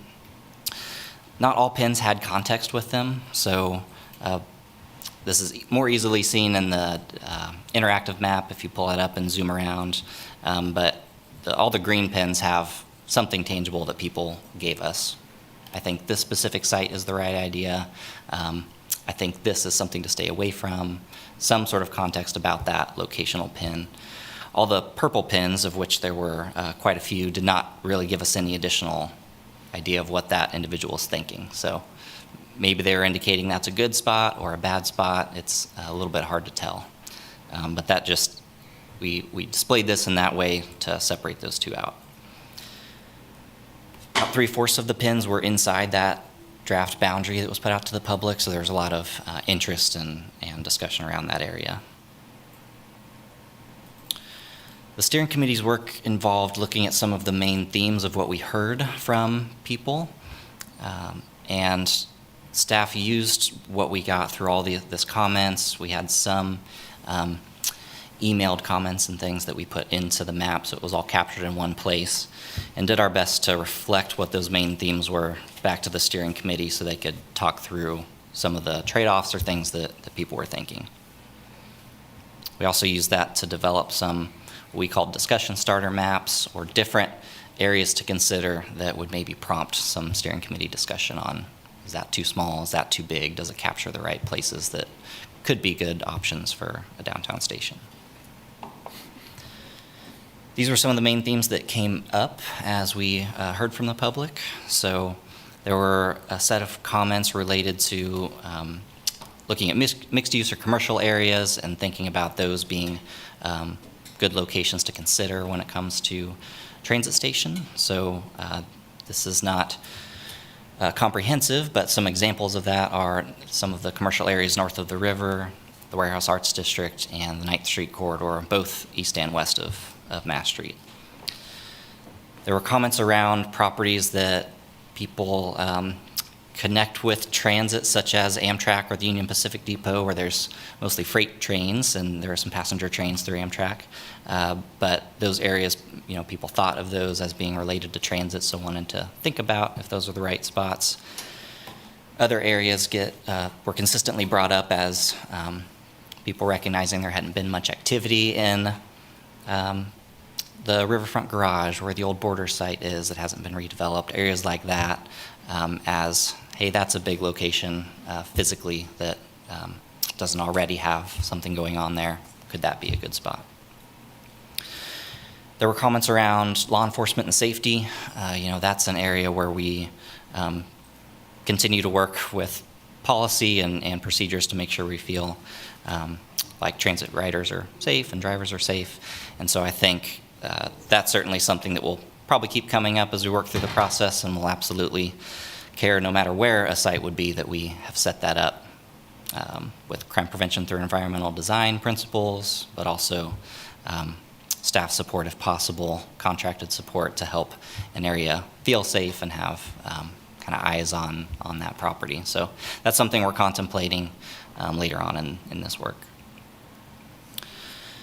There were a number of comments about the idea of centrality, so having a site that is not too far of a walk from Mass Street, the thought of that being a central part of what downtown is. The library is also a place that we heard as being important to people, that the site wasn't too far away from that. And then as a general rule, as we talked with riders doing outreach on the existing platform, there was a lot of interest in lessening change. And that's a theme that comes up really in any of the work with transit. Change can be challenging, but people that ride the bus today have developed a familiarity with the transfers in their current spot and where they can get to and from. And so we heard that theme come up as we talked with people. So there's 5 different discussion starter maps that we showed to the steering committee just to prompt discussion. These weren't meant to be adopted wholesale. We anticipated the steering committee taking these and manipulating them, and that you'll see that's what happened. But to give you a sense of what that process was like, these 5 discussion starter maps generally go from smaller to larger. So the first one is a very small window. You're looking at the alleyways behind Vermont and New Hampshire, and then between 7th and 10th Streets. This gets at some of the discussion of riders who want close walking connections to most things downtown, who are concerned about it being too far of a walk from practical origins or destinations. And so this was one idea that was proposed. I note on the left side that the smaller the map could limit viable site options as we work through evaluating where a site could go. The next discussion starter expanded on that a little bit. It added some space to the north up to 6th Street, west over to Tennessee, to capture some of the non-residential areas there. It keeps the library not perfectly centered, but a little more centered in that area, trying to match some of what we were hearing from some of the commenters. The third discussion starter is just the boundary as presented to the public. So we wanted to see what the steering committee thought of that. The fourth was the boundary as presented, but then extending out at a couple of those properties that kept getting brought up in comments, including the Union Pacific Depot across the river, and also the Amtrak station down at 7th and New Jersey. The final discussion starter boundary was quite a large area. There's certainly a lot of residential in here that we wouldn't contemplate, but this does capture some of those other commercial areas that we heard through the comments. Out through the Warehouse Arts District, we heard Hobbs Park. We heard comments that asked for extension south, so this one pushes all the way down to 15th Street, and then also captures some of that north of the river. So trying to give the steering committee some different ideas to work with and see where the conversation went. Some of the discussion that the committee had was that some of the larger boundaries did seem to start to feel like they weren't meeting the need of what a downtown station provides from a convenient mobility perspective. So if a downtown station is too far away from downtown, is that actually helping people get to and from those destinations practically? There's also some discussion around the smaller boundaries feeling like they might be too limiting at the possible options we might evaluate. So the committee's discussion really centered around 3 of the maps, and those were more or less the boundary as presented to the public for comment, and then the 2 on either side of that. So one slightly larger that would include the Union Pacific site across the river, as well as Amtrak, and a smaller version on the left that had some of that expanded space around the library, but didn't go quite as far south as some of the others. Some of the points that came up in that discussion were that going north of the river felt to the committee like that was a little too impractical for a downtown station, thinking about people having to walk across the bridge after getting to a transfer site. The Amtrak site, there was some concern that might be a challenge to fit the required elements of this project at that site with 5 bus bays and some of the pedestrian elements, but there was concern that as being that is a transit site already carrying passenger rail, there wasn't a feeling that we wanted to exclude that from the boundary as it starts. South Park was included in the draft boundary sent to the public, but the committee didn't want to consider the actual park space of South Park as an area to look at for transit transfer station. Did keep a section around the Douglas County Law Enforcement Building and its parking lot, as that came up as a larger paved site that maybe has some space. So the steering committee recommended boundary is as shown here. It includes elements of all three of those maps that they wrestled with. So it does extend over to the Amtrak site and captures that area. It extends down to South Park, but not encompassing it, includes the Douglas County site, and is wider at its northern end than that most constricted boundary that was floated out as a discussion starter. So all the way from Tennessee to the alley, or right at Rhode Island. And so that captures some of the non-residential in those areas. The action for you all tonight is to consider approving the final boundary for this step one of this process. Happy to answer questions and talk about if there was interest in making adjustments to that. I wanted to show some of the next steps in this process. There's some overlapping work that is happening. So as I mentioned, if there is an approved boundary this evening, that will allow us to start soliciting public ideas for specific site ideas within that we can evaluate. And the steering committee has already provided some input on this and will provide more at future meetings about site selection criteria.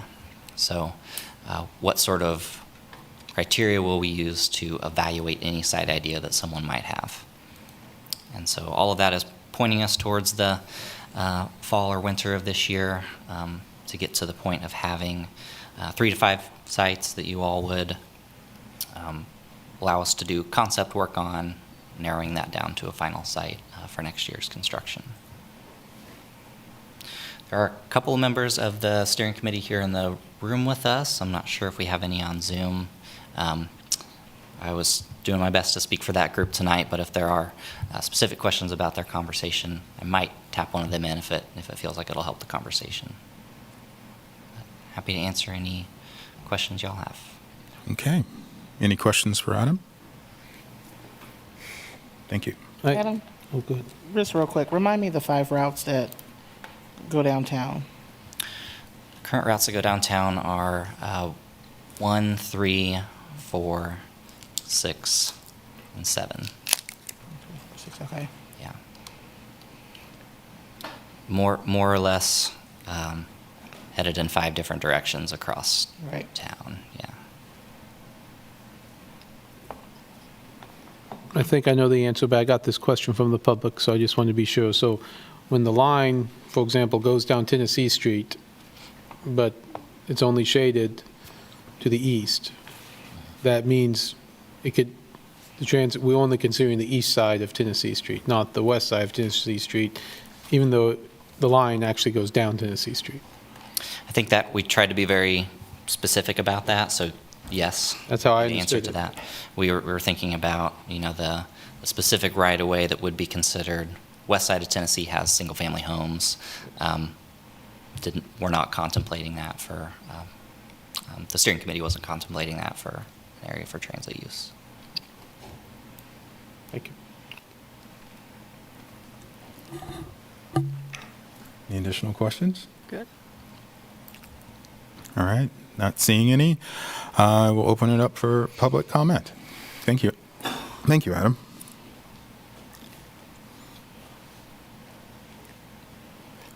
Not seeing any in here. I just want to take a moment here to point out that I could have been up here taking 3, 6, however many minutes, and I haven't been. So just consider that when you decide not to respond to anything I ask for. Any public comment online? Zoom. Sherry. No, Mayor. All right, bringing it back to us. Any further discussion? Especially, I think we have an action item in front of us, approve the final boundary, and the boundary itself. What do we think of it?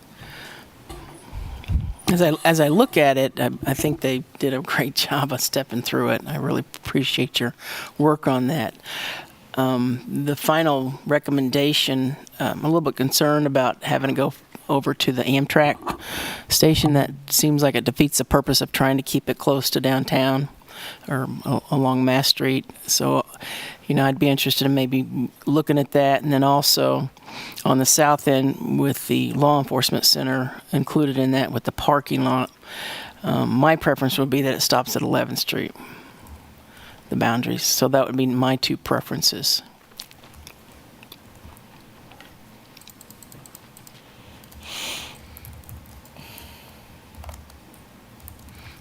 It would stop at 11th Street, and what was the other one? I'm sorry? Yeah, the other one was the Amtrak extension.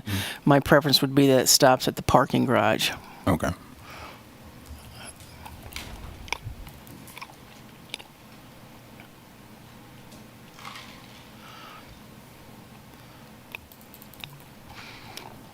fact, the map that I saw was really good was the one on the slide with the discussion centered around 3 middle options. That one on the left-hand side of the slide, I think, matches up really well with what I would think would be a good designation. I'm not sure if where that came in the process. Yes, and I think I'll note, I believe the one on the left there does stop at 10th Street. 10th, yeah. Yeah, so there's some adjustment there, but So yeah, I would be okay to take it to 11th. Commissioner Lawson, my only question, and again, I'm not saying I support it, but certainly understand that the Douglas County Courthouse and Yeah. with what they plan to do, that will not be an option. But I just wonder if the city-owned parking lot next to just south of 11th Street at least should be, next to our downtown rec center. I mean, Oh, that little parking lot there. Again, I'm not saying but at least I could see why that could at least be considered and talked about since it's a city-owned property. It's just slightly south of 11th Street.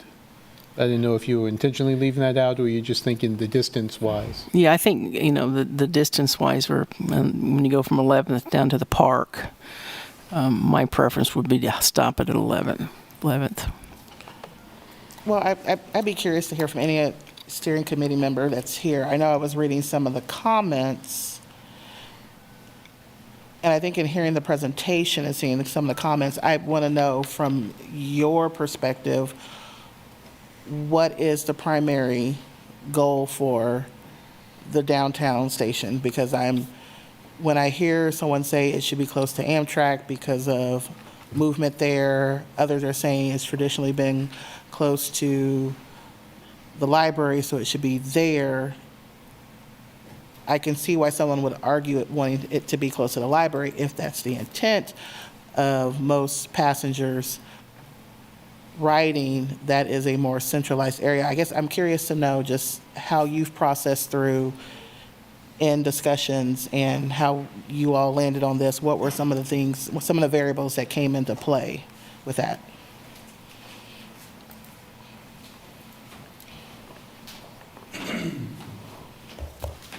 Hello. I'm Eddie Martinez. I'm a bus driver, so I'm representing the bus drivers on the steering committee. I've been driving for about 13 years. So it was really interesting. The discussion between large maps and small maps eventually came down to us having to answer the question of what is the purpose of the hub, like you were saying. Mm-hmm.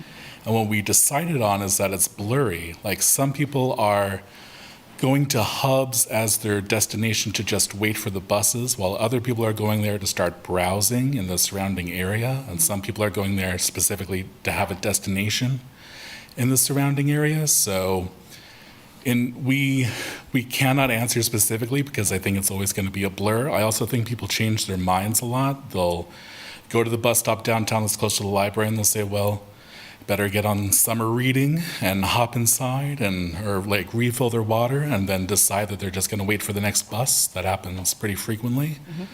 Mm-hmm. So it's the hub itself is multi-use. It's also like a landmark people rely on for asking for directions for different places. So yeah. Is that what you're looking for? Yeah, because I think you get to the crux of it is that depending on who the person is, the hub is used for different pieces. And that's what I'm saying, if it's a matter of walking, I can see why that would be a piece. But if it's just a matter that knowing that there are lines that intersect, right. The hub is the transfers. For me, I don't see myself thinking that if the hub is somewhere near Amtrak, I got to walk from Amtrak to the library. I'm transferring to a bus that will then have Right. to stop. And we would have a and I can go stop there. at the library, Yes. right. So that's what I was looking at some of the comments. I was just like, I'm wondering if people are not conceptualizing that it's not that we're dropping you off here and then you got to foot it. I don't know. I think it's a little bit of both. It was surprising for me, the comments about connecting with the Amtrak. I didn't realize that was so important, but we got a few of them. And I think people just really like the convenience of that. I think that is something that people see as convenient. In terms of the walking, what we were focused on mostly is the safety. One of the first decisions we came to is not wanting to go north of 6th Street because we don't want people crossing 6th Street. Right. It's just too much traffic, too quick. So that's mostly where we got to in terms of walking. But yeah, I'm not completely sure. I'd love to hear more public comment about it, though. I'd love to, yeah. I think you'll get a lot with this. I bet we will.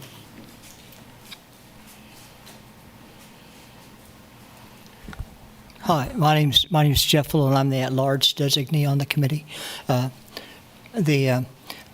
Several thoughts. One idea about the Amtrak thing was, as having that as a possible site to look at in the future, was that and I've ridden on all these buses, all the routes several times, the 5 buses that come downtown, and I've been over to I go to the east side of Lawrence a lot to go to concerts and art things and to do some other things over there too.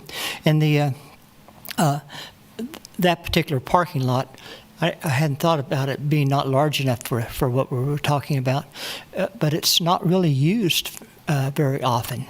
But another kind of comment about the boundaries, we were talking about ending it as far south as 11th Street, and something that I had wanted to be included, and it was to go down to the little street that's called North Park, which runs north of South Park, and to include that parking lot that's just west of the community building, the city parking lot there.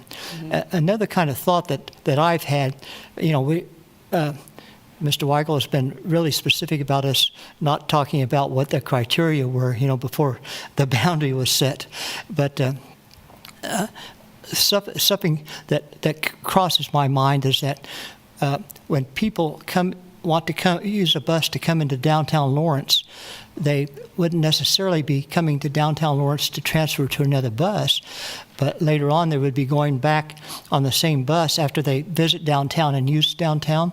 They'd be using the same bus to go back.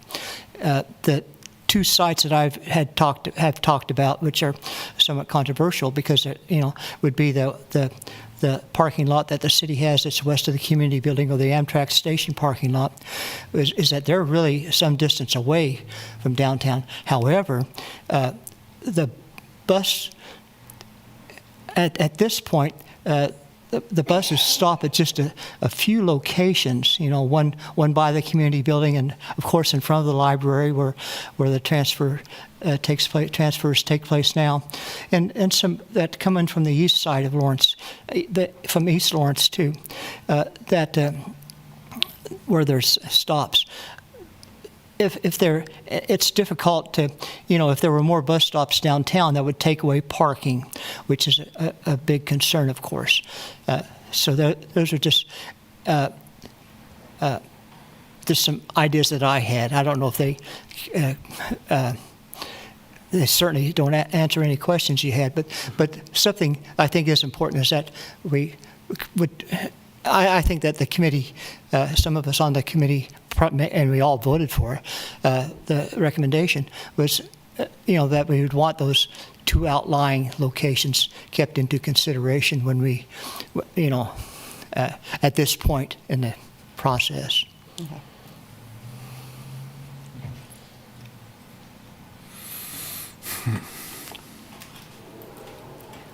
Well, I'm kind of of the mindset to go ahead and keep him in the running as well. Just what Commissioner Finkeldei said, the site west of the community building is a city lot. And then, granted, even though it's outlying, the one by Amtrak, if people want to go ahead and catch the train, they can also that's a place for the bus as well. Not saying it's primary, but, just as an option. But there are numerous city lots that are in the designated area. That's for sure. Yes.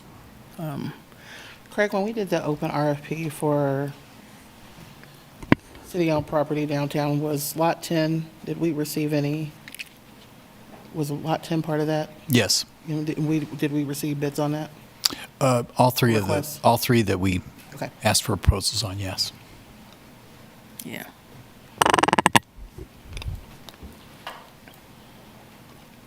Yeah, I think I'll support the recommendation of the committee. I do think the 11th Street and the Amtrak might not win out at the end of the day, but at least for the purposes of the boundary, I think they're worth considering. So I'll go ahead and support the recommendation. Adam, I know we have it within the timeline for feedback. Once we bless this, how quickly are you all going to start getting public feedback on the recommended boundary area? On the specific sites within it? This is okay. So, after tonight's process, the plan would be within the next couple of weeks to get out that firm boundary and start soliciting specific site ideas. Okay. We already got a bunch through this first round, so we'll probably preload the map with those comments. People can +1 if they want to, but we won't make people provide that information if they don't need to do that. Okay. But that can be happening at the same time that we're working on that criteria of how we're going to evaluate all of these pins on a map. So the next thing you all will see for a vote will be that criteria, the different ways in which we'll be measuring any site idea. The steering committee is going to use that set of criteria to rank order options for you all to consider at the end of this for those concept sites. So there will be some parallel work happening, but this process allows us probably about 60 days worth of people being able to say, I've got a perfect site idea or multiple. Okay.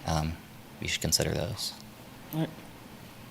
Now, I think some of the outliers on the recommended boundary will resolve themselves. I was ready to fight for the Amtrak area and the 11th Street because I do believe, based on some of the comments that were made and some of the thoughts I had, I don't see those as being outliers. I see those as possibly being gateway locations into downtown. And I think so many people get stuck in where their mindset of, oh, if this is downtown, it needs to be here.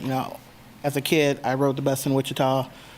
Transit Center is not really in the center of downtown, but it is a jumping off place for where you can explore, where you can either go one way and go to the library, go to Century 2, you can head to City Hall, you can go to the courthouse, you can make your way back down my directions east and go towards Old Town Delano. So it's more of a jumping off spot. It's not necessarily, I know we're saying hub, and I think the connotation of that is people think that it's in the area where all the things should be, and that's not necessarily per se where it has to be. So I think what the recommended boundary space gives folks the ability to imagine what that could be without us putting any bias on where we think it should be. And I don't want to speak for everybody on the commission, on the dais, but I don't consider us all to be avid bus transit users. So I don't want to say it should be here or there or whatnot, because there could be someone out there in the community who would, if we were to change this, would say, well, why didn't you consider Amtrak, or why didn't you consider 11? So I think what you have is what it is, and I trust and put faith into the steering committee for what they came up with, and I look forward to hearing from community members on where they think this should land. I can support the map as it is. Those are just two areas that I would look hard at as it comes back for further review after more public engagement. So. Okay. All right. I would entertain a motion then. I move to approve the recommended boundary for step 1 of the downtown transit site selection process. Second. I have a first and a second. All those in favor, please say aye. Aye. Aye. Aye. Approved 4. Approved and 1 absent. All right. I will give a little bit of respite. Oh, do we need a break before we want to start the next one, or? I'd like for us to take a 10-minute Okay. break. 10 minutes, okay? 10 minutes works? All right, 10-minute break. We will be back at 7:55.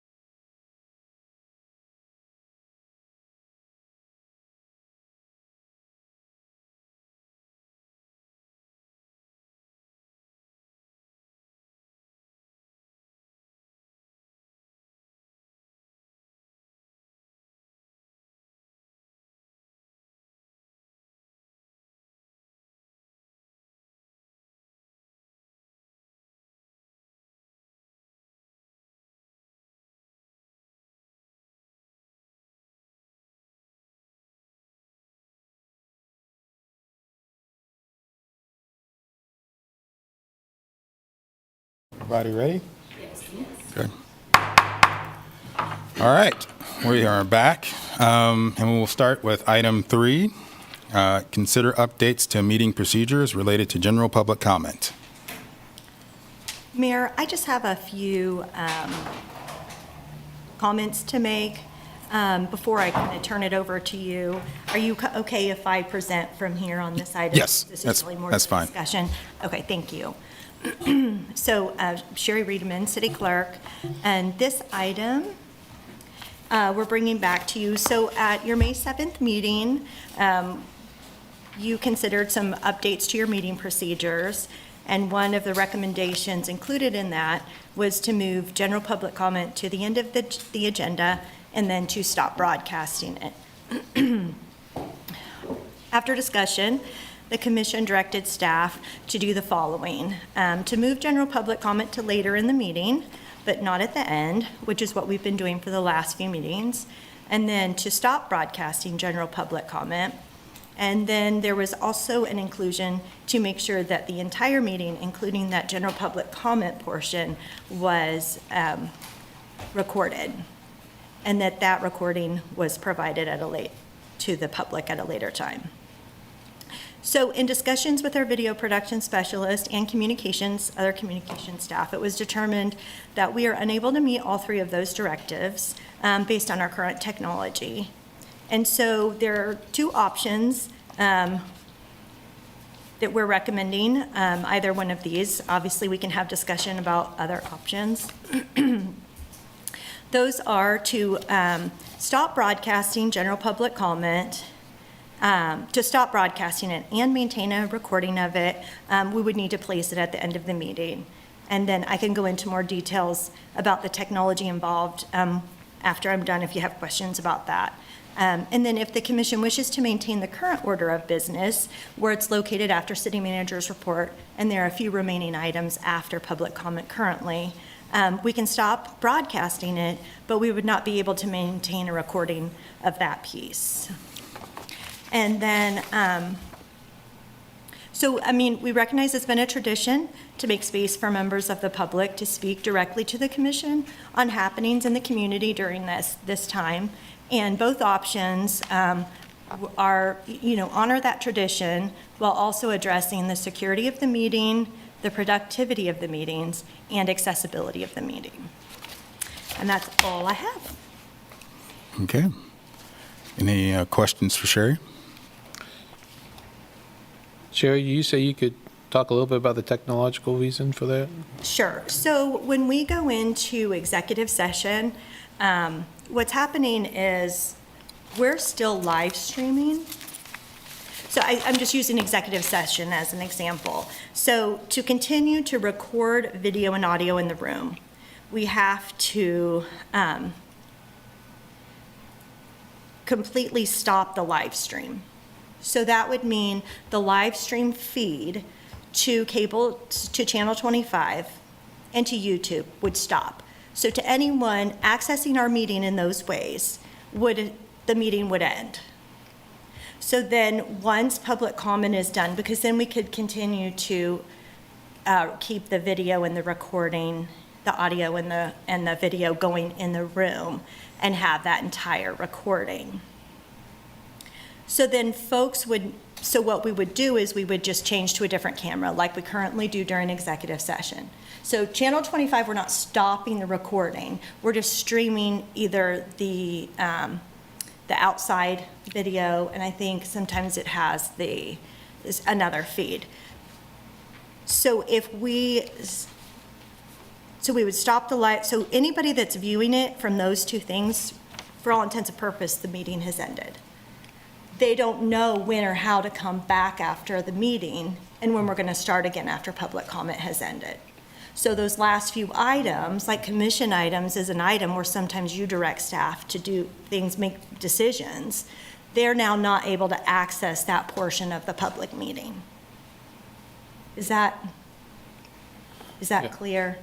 Okay. So not necessarily a purely technical issue, but a purely, with Yes. the different feeds, it causes Right. issues. Well, I mean, as far as, so then we could restart and there would be a new Zoom, new feed, and it'd be part 2 of the meeting that would be on YouTube. And cable channel 5 would be broadcasting something else in between, and then the last part of the meeting would start again. Yeah. So in terms of the way we currently do things, that would create issues for those viewing Yep. in that way. Thank you. Where if it's at the end, and the city of Olathe does it like this, the mayor announces that the broadcast of, that the televised portion of the meeting is ended, and most folks are, the meeting ends, then they do public comment. They also have other business that they do after that, but it's like work session items, kind of similar like we used to do years ago where it was just the commission.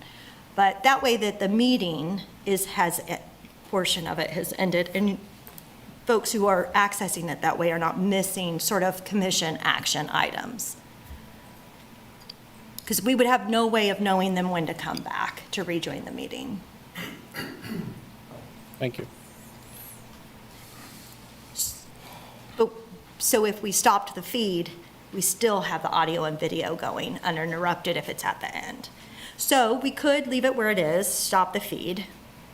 And then what would happen is that entire video would continue to go for however long public comment, and folks would be watching, waiting for public comment to end and know when you came back on.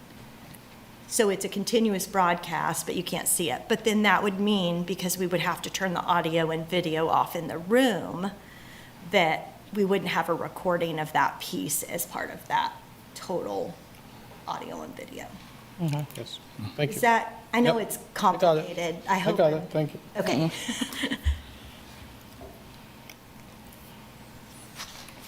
Any additional questions?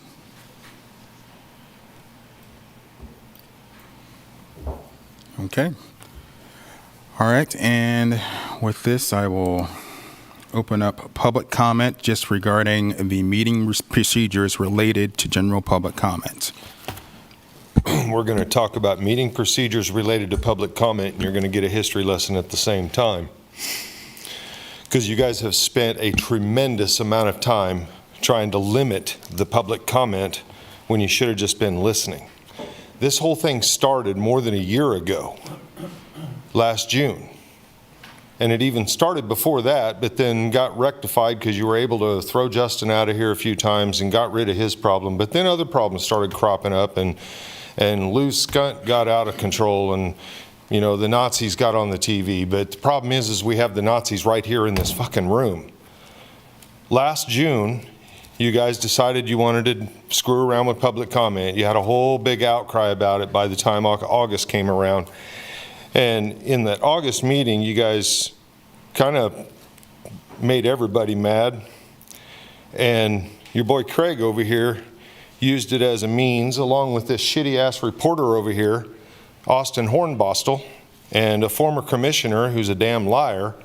And I got this letter in the mail talking about how I was banned for 60 days. This is the extent you've gone to try to control public comment. Now, one of the accusations that you made in this letter, I want to draw your attention to something that happened in 2020. This was when some protesters marched through Bill Self's neighborhood. And it was on the front page of that asshole's newspaper, acting like it was a great thing of expression of First Amendment rights and everything. I came in here, and because of the fact that you guys were shutting down everything, I threatened to come to your neighborhoods and say, do I have to come to your neighborhood and protest outside your house? I can do that. You took my legal protest, my legal ability to do that, to come over to Avalon Drive and protest, and to go to Castle Drive and protest. Yeah, I know exactly where you live, Lisa. And I'll say it again, I can come to your house and protest, and your dumbass city manager isn't going to kick me out of here for 60 days this time over it. You guys form your narrative. So earlier this year, you decided that public comment got out of control because some Nazis got on your live stream feed. There are multiple ways to control that. And your boy over here doesn't really know what he's doing if he's not able to control that. I do a live stream panel on my channel that I can do. and I can suspend the live stream and continue recording. They have this, how many ever millions of dollars of computer system in here, and they somehow cannot record with a couple cameras while they're not running the live stream active and send it to that looping camera. Look at her just watching that, waiting for the time that she can cut me off. I'd still like a clarification on the rules because your police have been unable to do it and you've ordered them to arrest me twice.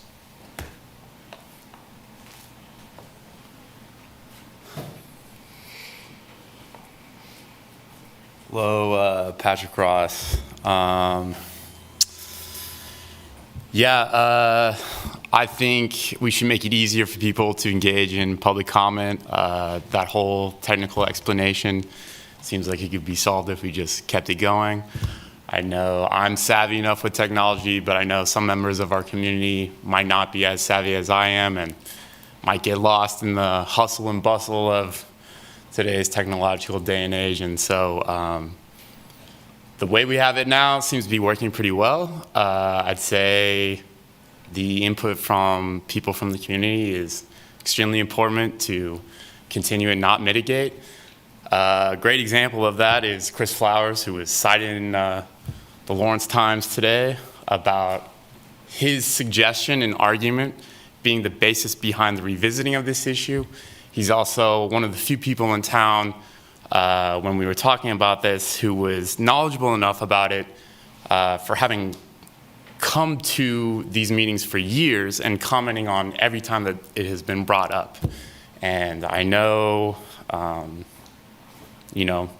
it's an opportunity for people to speak their minds, but that's important for people to do. And we are a country that has supported the ability for individuals to speak what's on their minds.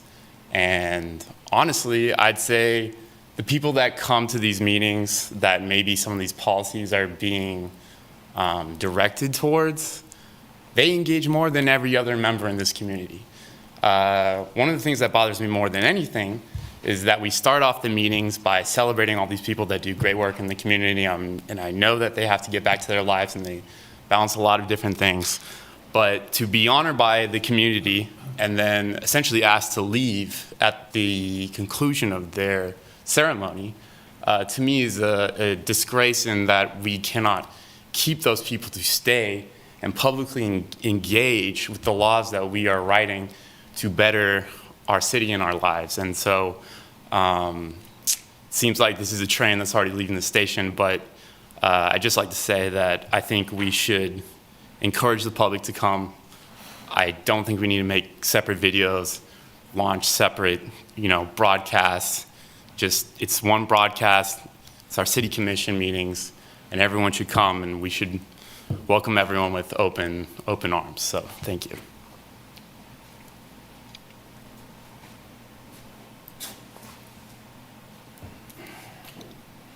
Sherry, I'm not seeing any additional here in the room. Any on Zoom? Chris Flowers. Hi, this is Chris Flowers, and I'd like to start off, why do we need to not broadcast public comment? I don't think the city or you all have ever directly said what problem not broadcasting public comment will solve. So I'm serious. I want that answer tonight. Like, what problem are we solving by not broadcasting public comment? I'd like to say the city has edited out inappropriate things before. People have been inappropriate at other parts of the meeting other than public comment. So if people get inappropriate at other parts of the meeting and the city edits it out after the broadcast, why can't it do the same with public comment? I say leave it where it is and keep streaming it, and if something unacceptable happens, edit it out later, like we do on other stuff. Let's see, I might have got my notes. You all asked for 3 things: public comment before commission items, not broadcast it live, and record it to show later. So I just find it interesting that the city comes back and says, hey, here's our recommendations, and it solves 2 of the 3. But if you just leave things where it is now and just broadcast it, that's solving 2 of the 3 things you asked for. But the city doesn't even recommend that. let's see what else I have.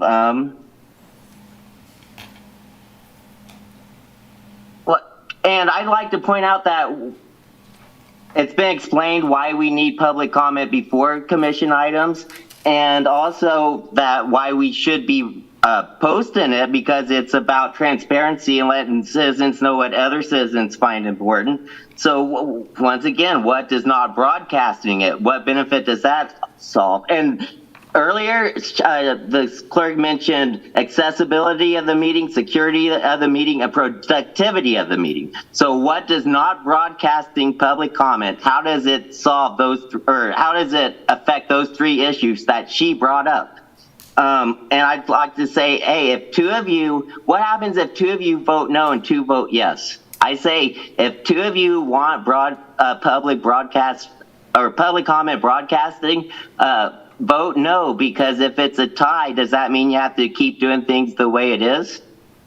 I'm just saying. And also, if you all do pass this, I'm kind of hoping you do, because those past two comments I made, those were me hoping that you were going to not show it and then show it later, you know, because I have some funny stuff prepared for if you do stop broadcasting. And also, what will be edited out? You need to ask that. Chris. Like, are we editing words or what? Thanks. Chris. Stephen Watts. Hi, thank you. Excuse me.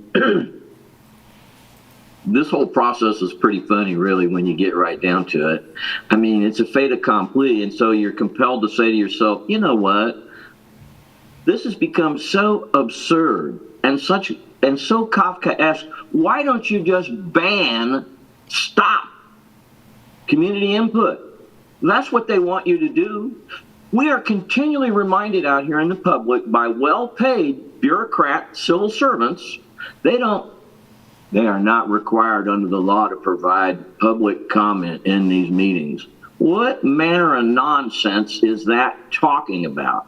I understand. It's the law. You can do it. Why don't you just do it? Get it over with. Come on. And while you're at it, well, you've already done it. You've done away with the ability to talk about consent agenda items. I sent communications to all of you asking politely and civilly, please remove an item. It accomplished absolutely nothing. So, I'd like to see it put back, community input put back at the front of the meeting. This idea of we don't have the technology to do it is utter bull butter, and we will be happy to come down there and show the staff how to do it. It can be very easily done, just as it can also be very easily done to just ban all of this stuff. Get it over with. Come on, that's it. Thank you. That's all the comments, Mayor. Okay, bringing it back to us for further discussion. Well, I'm okay with exactly the way it is right now, where it is in the agenda, as well as continue to broadcast it. I think that would be fine.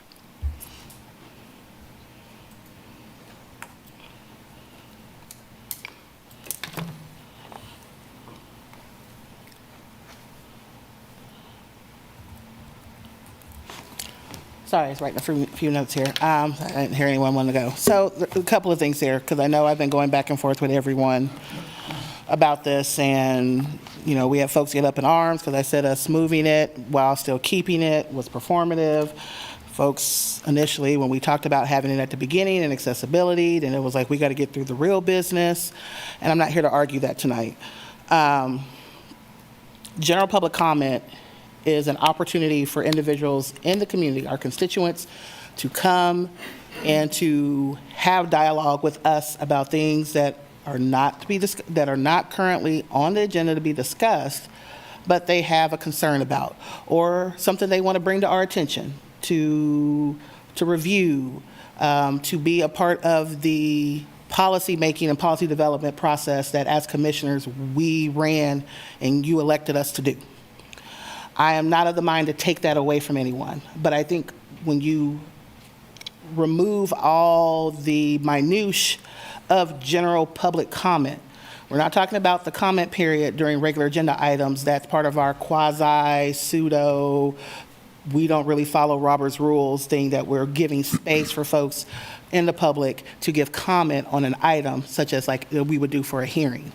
So I'm not even talking about that. That is something that should be part of the process. This general public comment period is an opportunity for community to dialogue with commissioners, the commission, the governing body. It is a dialogue between us and them and us. We may not take action during that time. That action could particularly come during commission items. So I see it as that. To the point that was made about whether or not it being broadcasted or not will change behaviors, I don't know. As someone that does advocacy work, I'm going to advocate to continue to have general public comment, because that is an avenue for the community to build relationship with their elected officials. And I don't want to take that away from anyone. That would be an outcry. I would vote against that.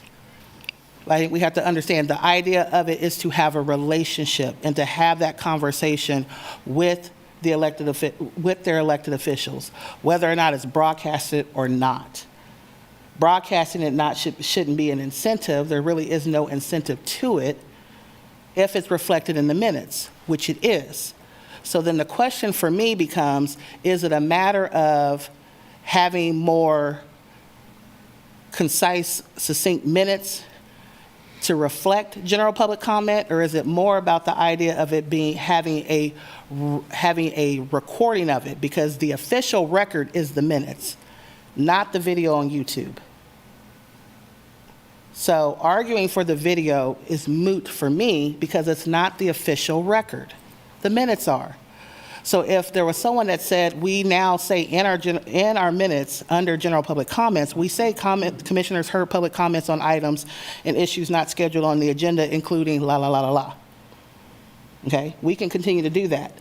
We can talk about saying, you know, Susie Q presented issues on this, and keeping it high level as your minutes should have, and leave it at that as well. I think the conversation becomes what is the main point of general public comment? In my interpretation, it is for a dialogue between the constituent and the elected official. It has nothing to do with being recorded, but it should be reflected in the minutes. So if I take that interpretation, there doesn't need to be a broadcast. So we end it at wherever we end it. There does not need to be a video record of it, because the official record is the minutes. If we need to adjust how that's identified in the minutes, that's for the commission to decide. But of my mind and how we move past this, since doesn't seem like no one on the commission wants to change where we're going to move it in the agenda, it's going to stay where it's at. I'm of the mind to say, to end the broadcast, that we don't need to have a record, a audio-visual record of general public comments. It'll be reflected in the minutes as it should.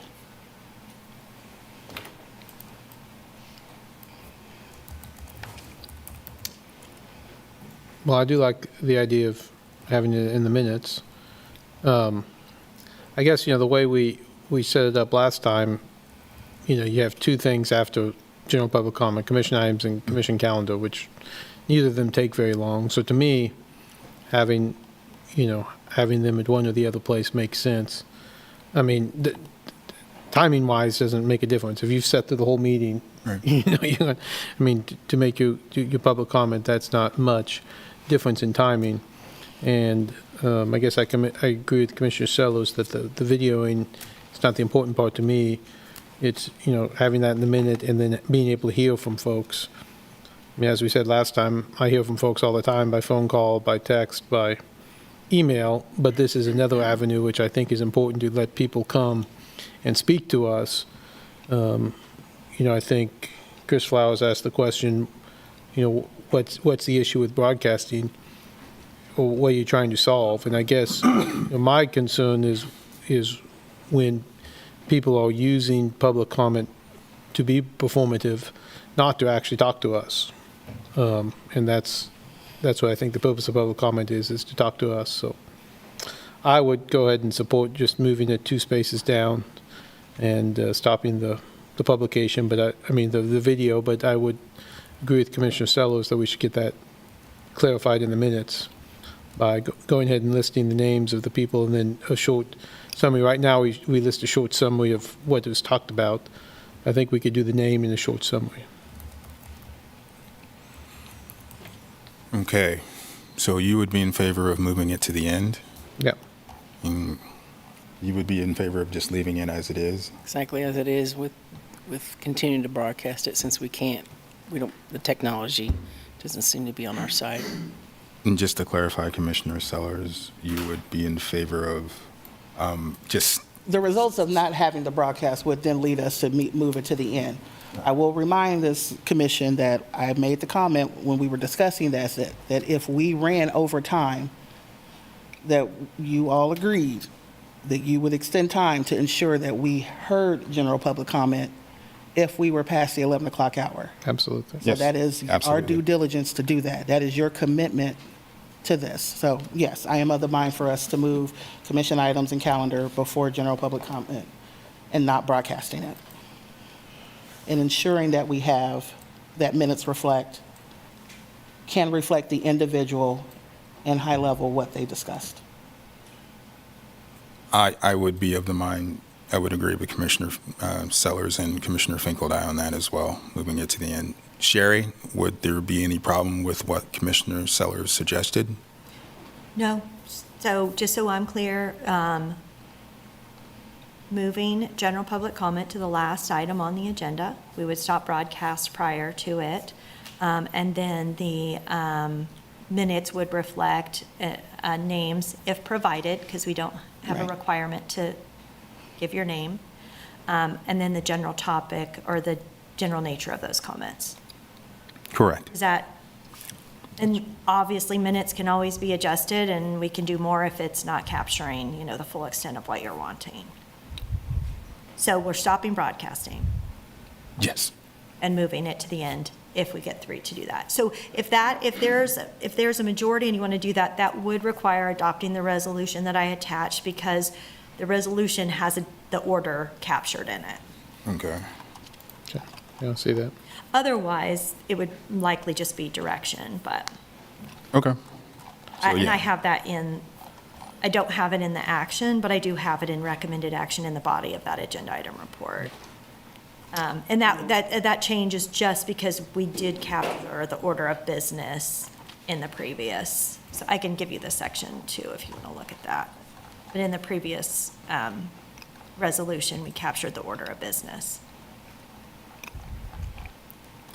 So we would be approving resolution 7542 tonight, because the amendment would be to add the order of the agenda.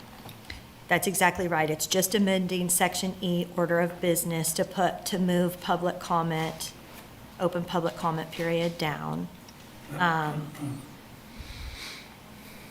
It essentially, and maybe this wasn't the intent, but it essentially takes it back to what our recommendation was and how we had done things previously, which was commission items, city manager's report, calendar, and open public comment.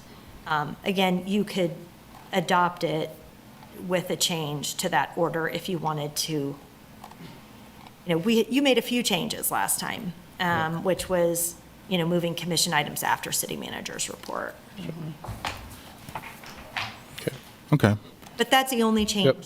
That's the only change. And again, we would just have to amend it if you change the order of business. And would it be effective immediately, like this meeting, or would it be what's that?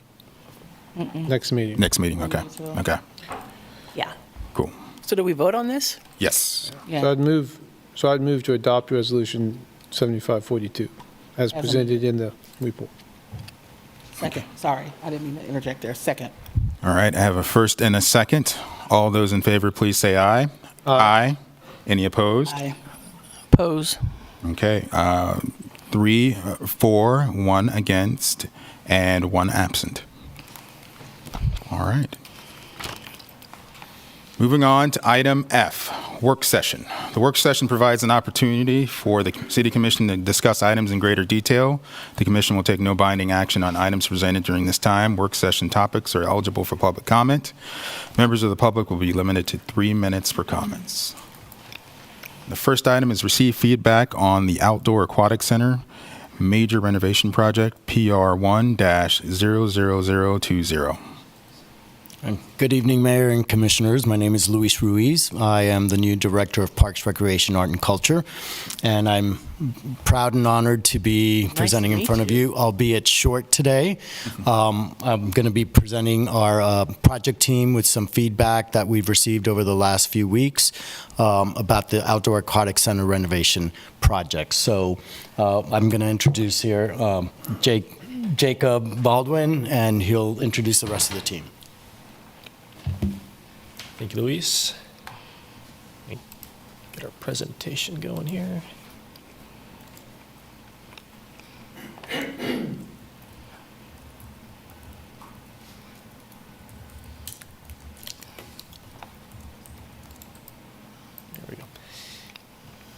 All right, good evening, Mayor and Commissioners.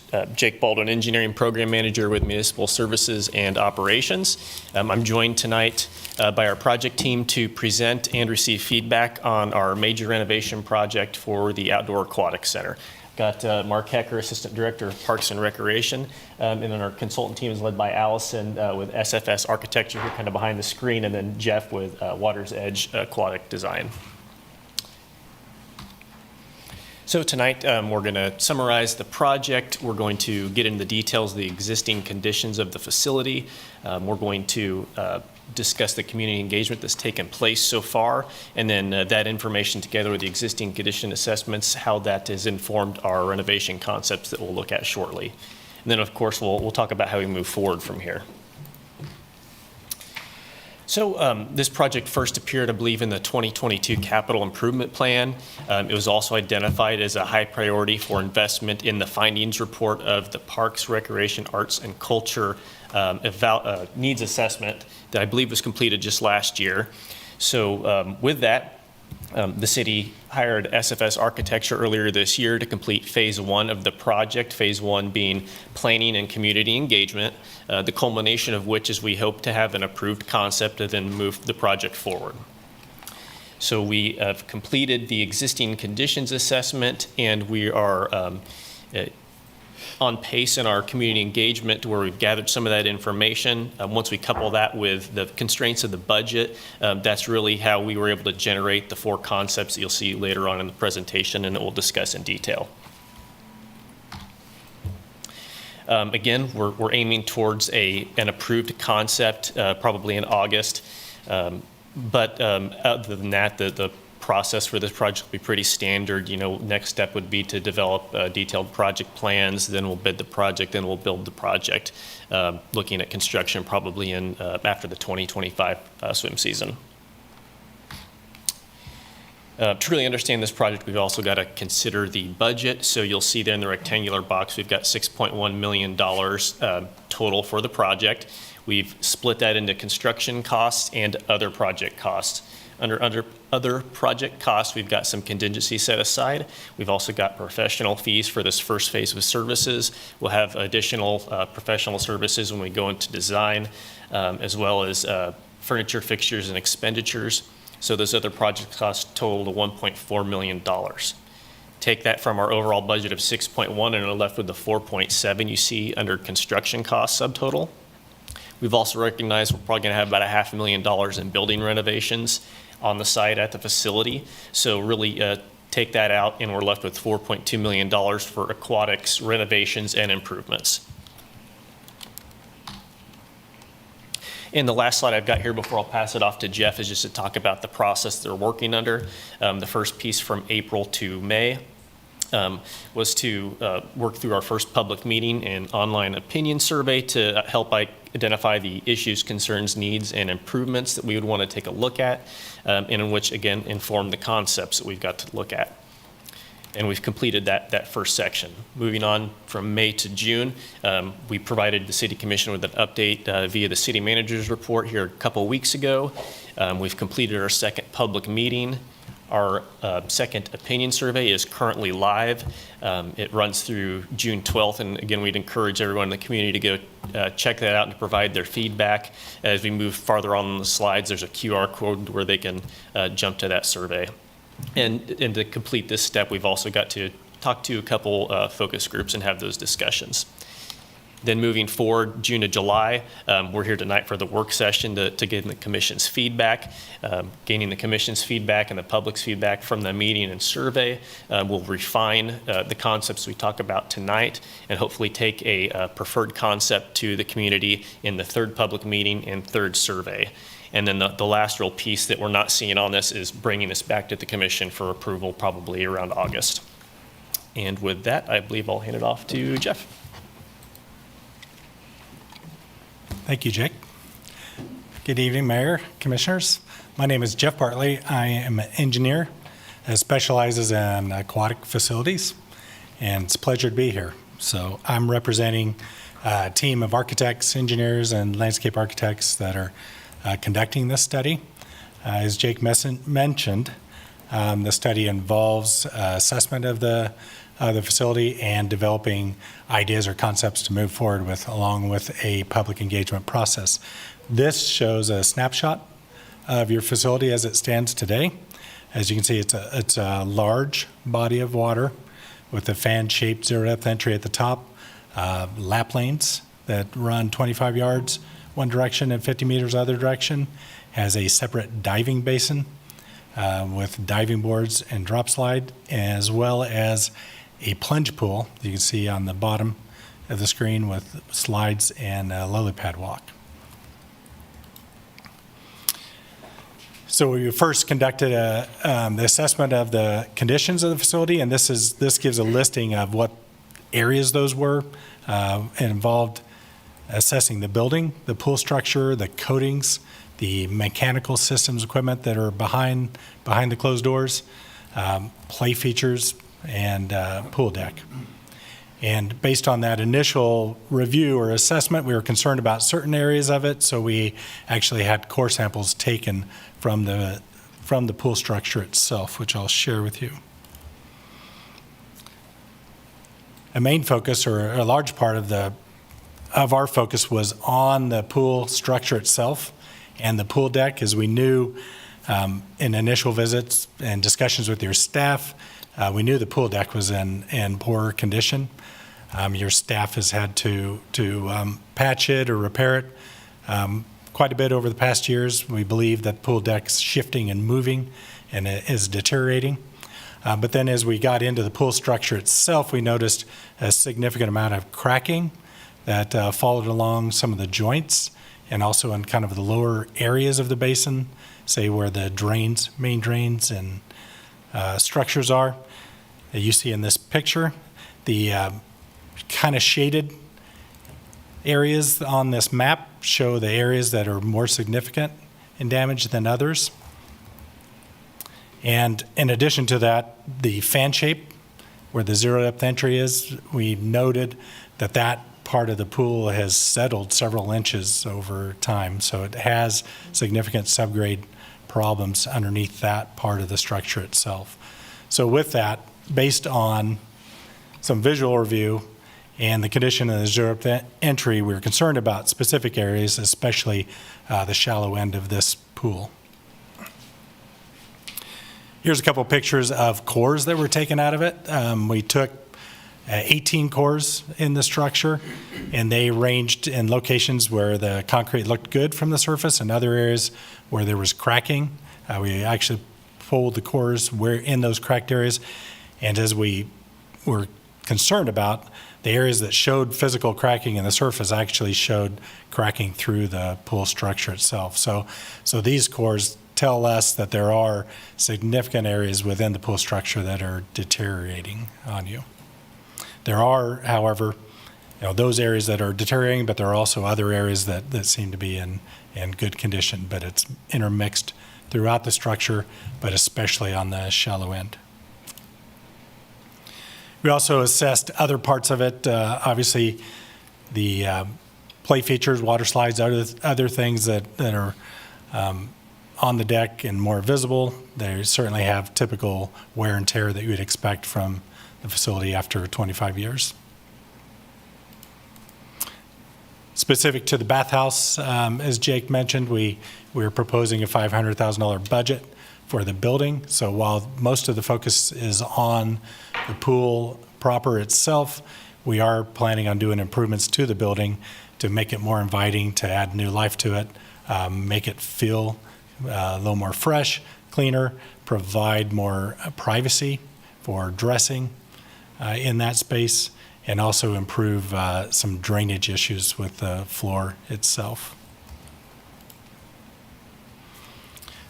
The process includes, in addition to doing the assessment and providing options, there is an extensive public engagement process. There are 3 rounds of public engagement. We completed the first round, which involved a public open meeting as well as online survey. That was conducted recently. For the open meeting, we had 13 community members attend, and they provided their thoughts and preferences on the types of features and amenities that they would like to see the Aquatic Center have. The survey, at the same time, there was a survey out to the public, and we received 1,651 responses to that survey. 97% of those respondents were city residents, and 2/3, the majority of those, were people of the ages 30 to 49. So our takeaway was the people who responded to the survey were likely parents of families living in the community. And you can see the features, the kind of amenities and features that people preferred as they responded on this survey, with lazy river, water slides, open swim, shallow leisure water, play structure, spray pad, those being the top priorities for pool spaces at the Aquatic Center. In addition to that, we asked about, say, smaller features or programs that they would like to see continued or maintained at the Aquatic Center. So taking that initial feedback from the community, we started to develop some bubble concept options, and these concepts are not intended to be fully developed final type renderings or concepts, but rather test out various ideas to the public, say focusing on certain features or amenities over others. So we developed 4 different concepts, and in these concepts, the foundation of each of those 4 is that we removed the shallow end of the pool and the portions that we thought were in the worst condition, and then consolidated the existing structure to what you see on the left of your screen, which is the diving and retained the diving and lap lanes in that space, removed the other part of the pool that's in worse condition, and replaced it with new features and new pool areas.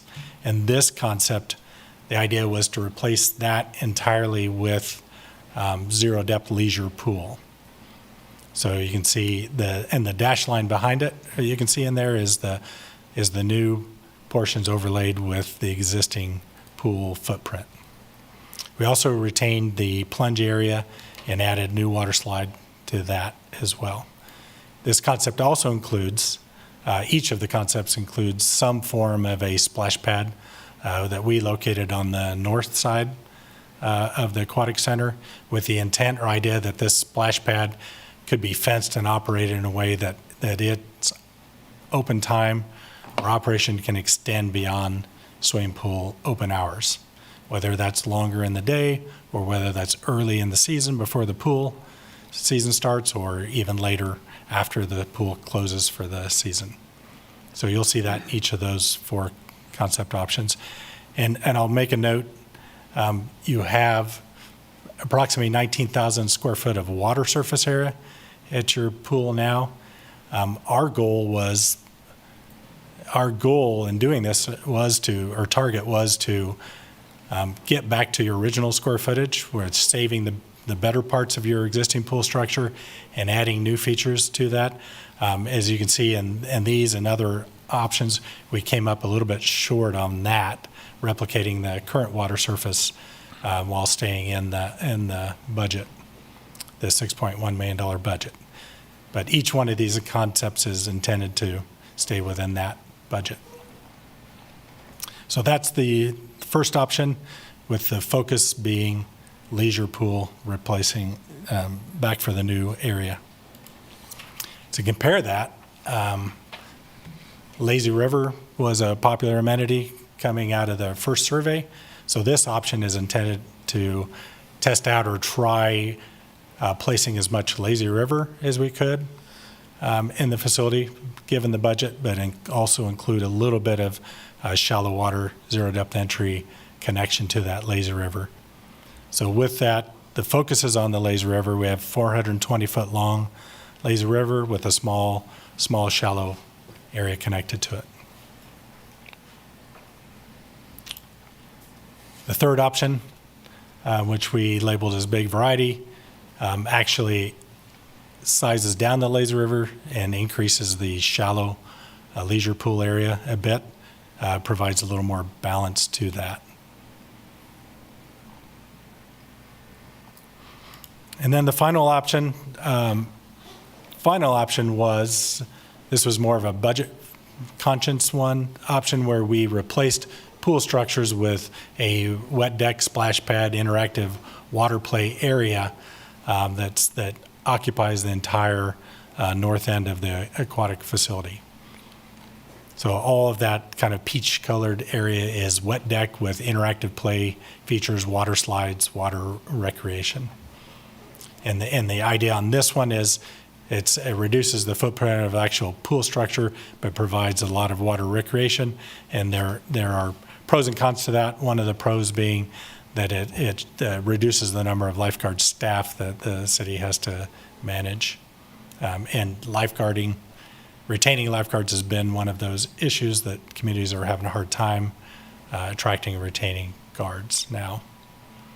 So I will say, and you see that I didn't go through the square footages in each one of those, but again, we were slightly shy of the existing footprint.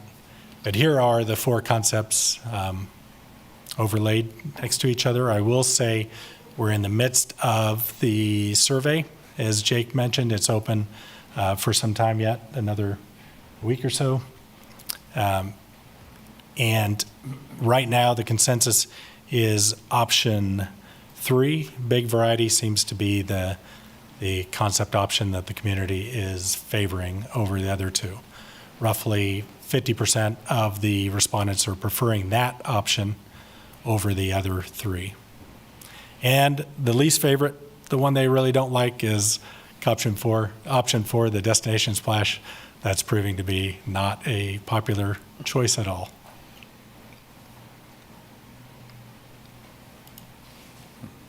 So this slide summarizes our next steps.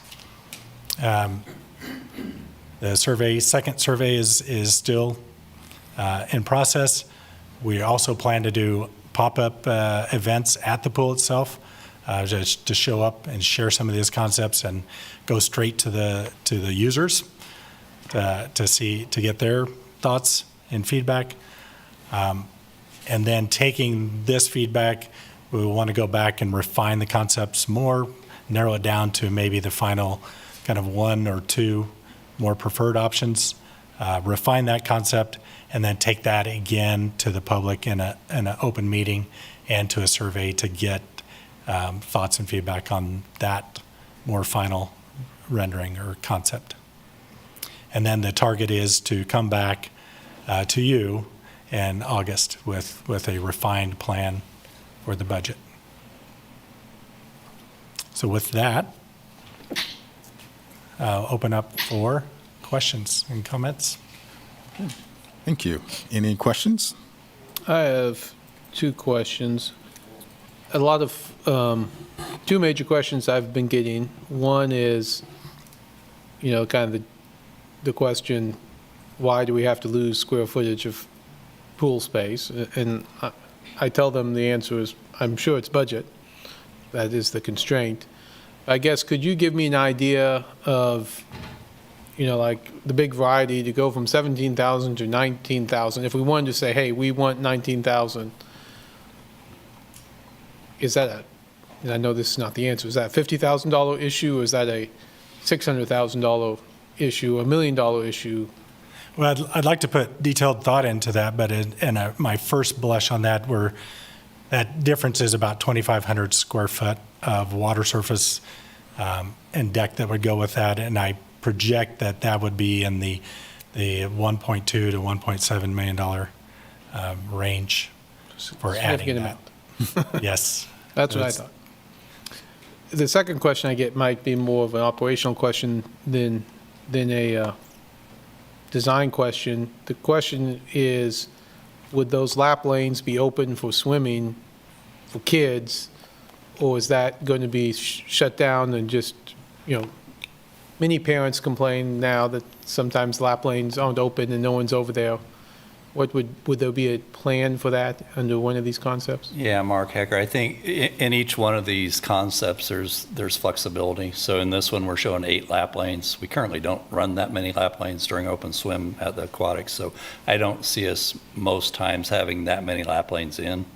So there's opportunities for recreational swim in that end of the pool, or we could put floatables in. We could do basketball goals. We could make that a more active swim area, as in addition to allowing lap lanes. So almost everyone that's looked at this said, oh, those are lap lanes and that's all that is. That's not necessarily the case. That's programmable space that we could put classes in there. We could do swim lessons in there. So everything, everyone's drawing a little bit of a conclusion that's not actually true. Yes.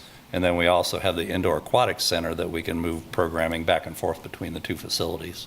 So maybe we do more swim lessons at indoor aquatic center and more recreational swim out here.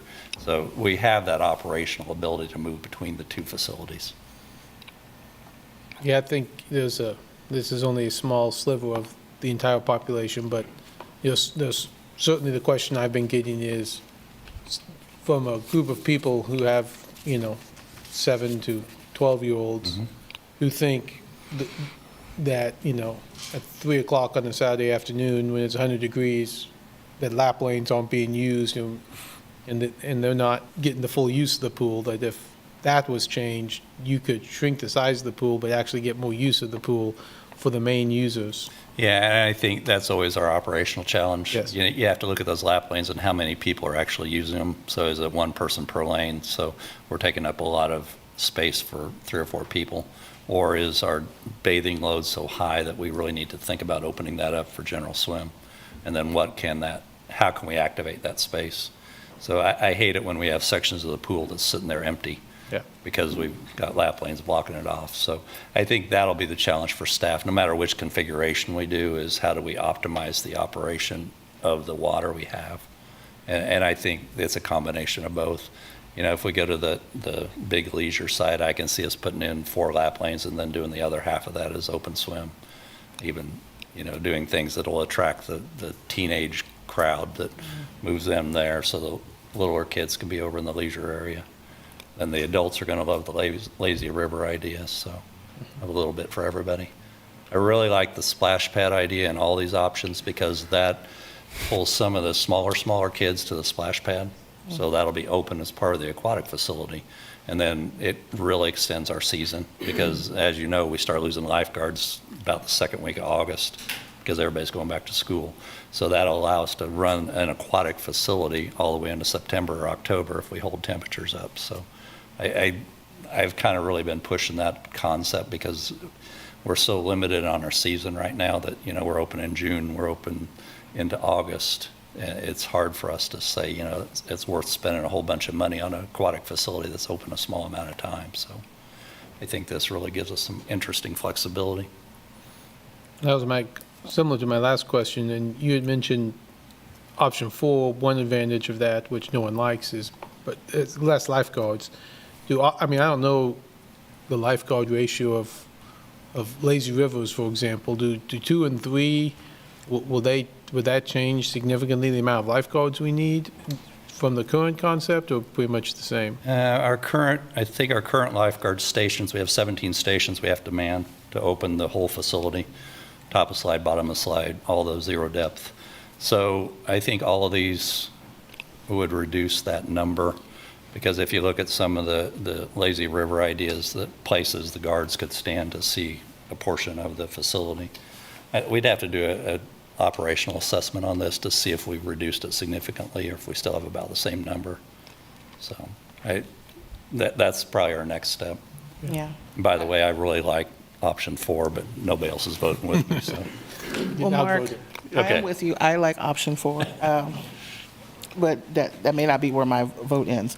But I'm glad that Commissioner Finkelstein brought up the point that I was wanting to allude to, that seeing from an operational standpoint, from an FTE, what do we have now and how do these new design concepts compare? Because my thought process is that if we have what we have now with lanes and we're not using those lap lanes, but we open up those lap lanes for recreational, does that then require us to have more eyes in that area? So I would be of the mind to know more about what that looks like as far as FTE and which one of these, essentially, I don't want to say give us more bang for the buck, but gives us an idea of, are we just building something that we're still going to struggle to find individuals to Sure. demand? So I think that's maybe one of our next steps, is do an operational impact and get with our management staff of the pools and go, okay, if we build this, where would you think guard stations need to be? And Jeff can help with that too. That's what they do. Right. So, my general thought is it would be less than we currently have, but I don't know if you have a thought. I'd agree. I really don't think it would be more than what you have now or significantly different, other than obviously the option 4 would be a large reduction. The rest of them, I think, would be pretty comparable to where you are today. I don't. Yes, just a question. So did we engage with the ADA community on this as far as getting their input? Because I see we've taken away a lot of the aspects of our current pool that kind of bodes to that population, those with mobility issues. I'm not seeing the long ramps, anything like that. So did we engage with them? Good. We did not specifically seek out, say, the community, but each one of these options, as I said, these are not refined like final options, but we will have full accessibility on each of these basins and pools, and that will be a part of the plan. And we have 88 staff members that focus on that, and I'm amazed that we would not engage them at the early part of the process. And in all options, you're seeing the lifts, you're seeing the zero depth entries. So the thing we don't have that we have in our current pool is that long ramp. And we're actually operationally right now, we don't see a lot of people using that ramp for, I'm gonna wheel my wheelchair down there. So that hasn't been high demand, but we'll rely on best practices for all these to make sure we're hitting all the marks on ADA. But will you talk with the ADA in staff? That's a great point. You have staff, and those are resources. Yes, we will. Yes, we will. Yes, absolutely. And as a part of that, I did not mention, as a part of this process, we do have meetings. It's on the next steps, focus group meetings. So we identify specific user groups that have a specific interest in that. And once we get towards kind of the final plan, then we're sharing that plan with them and getting feedback. And absolutely, that your resources for ADA, we will have that focus group meeting with them and talk through the plan. That really should have been done at the beginning. I think they should have been part of that process from the very beginning. Oh, it's disappointing. Am I to believe that any of the design concepts presented before us are ADA prohibited? Each of the concepts, we'll design all facilities to be fully ADA accessible. So that's what you do. We just don't do one that's not. So the full intention is there to be full accessibility for all the facility. Okay. So it's not like any of these design concepts can't it's like they're not going to have an ADA component to it. Correct. They will. To that regard, with the ADA comment, has there been like a reconvening that, not necessarily specific to ADA, but like in terms of groups that were missing, or that, areas that haven't been thought of in terms of engagement. Is that for a next step? I know that initially that might not happen, but is that something that's coming to fruition? Because I would hate to leave out folks that didn't think that, they were welcomed to use the pool. Yeah, and in my opinion, the public engagement is trying to push it out as far as we can. So we're doing those surveys, we're doing the public meetings, we're inviting anyone who wants to participate to participate. So, we know we have swim teams, we know we have recreational swimmers. The group I think that has been hardest to contact is just who are the people that just show up to swim. So it's just recreational swimmers, families with kids or whatever. So that one's been a little hard, but I think our on-site surveying will help to get to some of that we'll actually talk to the people at the pool as opposed to the people who decided to come to a meeting or sat down and filled out our survey. I have been really impressed with the surveys because we're getting pretty good response numbers, which is nice to see. So, yeah, I don't know. Well, and just in that regard, you know who the subscribers are. I'm just talking about, are there any plans to engage people who aren't? Mm-hmm. So. No, we're open to everyone. Mm-hmm. So, if we're missing somebody, it'd be nice to know if someone's feeling like they aren't involved in our process. So.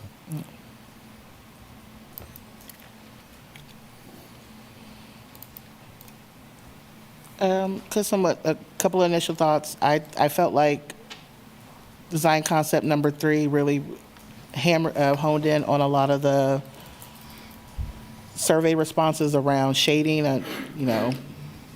I know that things can be added in the final design. It was just interesting that there was an emphasis put on in the design of concept 3 that there seemed to be some emphasis in conceptualizing shading in that, and it wasn't done in any of the other ones. So I don't know if maybe that was kind of leads to a little bit of spillover and bias into that. So I think with the project is that what you're seeing is that I hope this doesn't become something that we bite off too much that we can chew on, and that we don't see this project as an end-all be-all. The splash pads are something for some. We know that based on the funding opportunity that we have for this, there were some things that there would need to be give and take for this. I think for a community, we can say we invest in this, and this is going to be our featured aquatic attraction here, or we start thinking innovatively and a little bit more creatively of what other options are available to us to create other aquatic destinations, while doing a project that creates intersectionality and not essentially checks a box, but it reaches multiple folks, not just subscribers, but individuals who may be visiting. I have nieces and nephews who may come into town, and we may go to the aquatic center.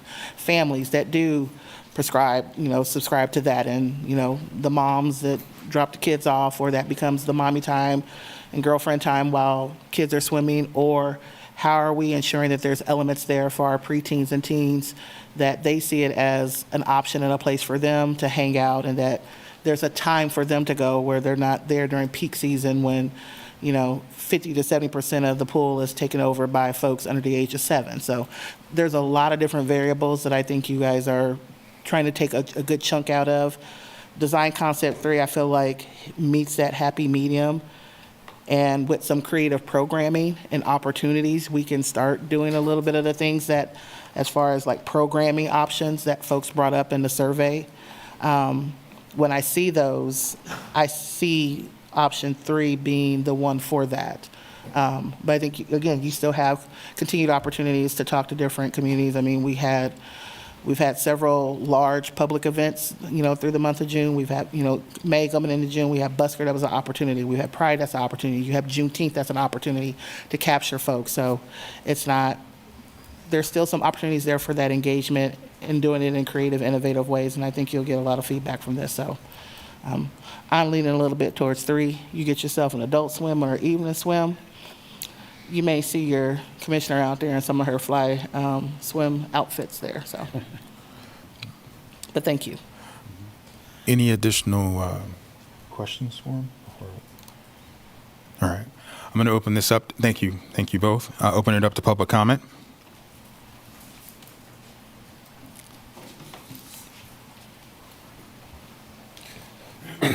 suddenly feeling the need to follow up on what I was saying about utilizing as much time as I can to publicly engage with my commissioners.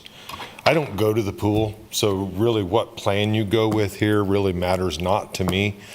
But I do want to tell you what I heard about the engagement. And, you know, Evan is on staff, but everybody misses him. I guess they don't see him down there. You know, and God knows people that can't walk, they surely can't swim, right? But what I heard about the engagement was, it's hard. It's just hard. And that's what we hear from your staff. It's just hard. We're going to take the easy fruit that we can get a hold of, and the real people out there that need the help and need the assistance and you need to have a little input from it. That's hard. Those are hard. I just wanted to make that point for y'all. That city staff does that a lot. So those people are just really hard.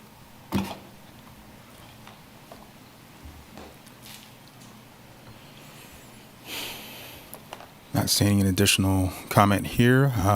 Sherry on Zoom. Stephen Watts. Hi, thank you. Just a small point in terms of when it's over and done with. Can you fix the sign? The one that is fronted as a historical marker, but it's not. It's just a sign that celebrates a city commissioner who probably was participating in the segregation of lunch counters across Lawrence. Can you fix that sign, please? Thank you. That's all the comment, Mayor. All right, bringing it back to us for final discussion points. All right. Yeah, thank you guys for the presentation. And alluding to what I said earlier, I'm going to be interested to see what efforts are being made to go ahead and reach those folks that normally wouldn't attend the pools. I'll be interested to see what kind of information is pulled from that. But I think initially this is a great start, and I'm interested to see where we'll turn up. Any additional discussion or comments? All right, thank you all. Moving on to item number 2, update on the police department CLIA accredited. I'll go ahead and let you guys exit.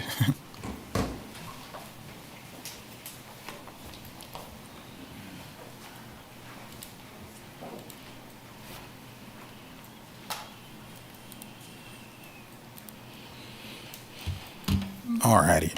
Update on police department CLIA accreditation and next steps. Good evening, Mayor and Commissioners. Anthony Brixius, Deputy Chief of Police, and I'm here with Brooke Miller, our accreditation manager. And we're here to provide you an update. If you remember, we visited you in mid-2023 or so, talking about how we had begun the accreditation process.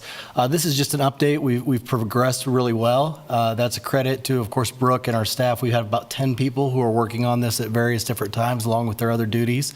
We're a little bit ahead of schedule, as Brooke will point out to you. We begin this in November of 2022, and it's about a 3-year program. And Brooke's going to talk about where we are as we head into our mock assessment. And we've really been able to do that as a credit to the staff, and then also our ability to have robust policies in place even prior to this accreditation process. It's really led us to have a good jump start. So with that, I'm going to turn it over to Brooke. Good evening. Not seeing the slide show up here. I'm not sure who's.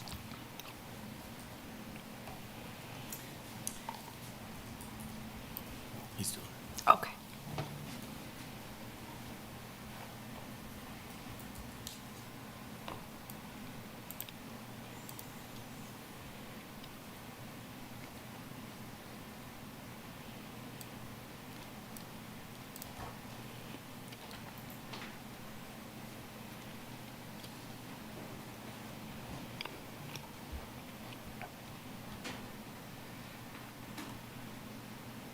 Okay, thank you, Ghost Behind the Machine. Let's see if we can get this visible.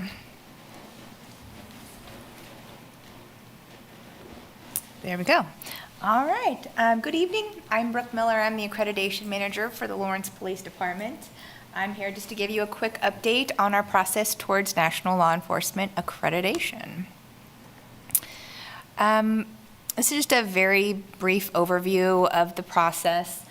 We did enroll initially in November of 2022. Agencies are given 24 to 36 months to prepare for the official assessment, and that begins with the self-assessment process. So after enrollment, we began the self-assessment phase of the accreditation process, starting with a gap analysis conducted by our accreditation unit, approximately 12 different staff from across different departments at the police department. That helped us identify policies and processes in need of modification so we can come into compliance with the 180 or so standards set forth by the CLIA Commission. The next step was then developing and implementing those policies, and the last 6 months or so have been focused on generating proofs of compliance. So in order to achieve accreditation, we actually have to demonstrate both initially and ongoing that we are complying with each of the 180 or so standards. That brings us to the technical phase of uploading our policies and proofs into the web-based platform, and that is where CLIA will go to access our documentation and monitor our compliance. We are now ready to begin the mock assessment, which I'll explain a little further in a slide or two. So June 2024, that brings us to now. This month will be focused on our mock assessment. The mock assessment occurs approximately 6 months before the official evaluation, which we are anticipating November of this year. The official evaluation, I'll explain that a little further here in a moment, but the official award will come at the CLIA conference in March of 2025. So the mock assessment is an informal review by volunteers from local agencies. We have 2 experienced accreditation managers from both Topeka and Ottawa are going to be helping us out for this. They're going to review all of the files that we have, just like CLIA will do, to help identify any deficiencies and correct them before we go into our official assessment with CLIA. The official evaluation has 2 parts. One will be a remote web-based review of our files, and then there'll be an in-person component where 1 or 2 assessors from CLIA will travel here for several days, and they will conduct interviews, they will observe standards, we'll give them a tour. There'll be some meeting with command, and then they will prepare a report with their findings. And that will be given to the chief and then to the CLIA Commission for their review. So the final decision, of course, is made by the Board of Commissioners from CLIA. They will invite the agency staff as well as city staff, if anybody wants to join us in California.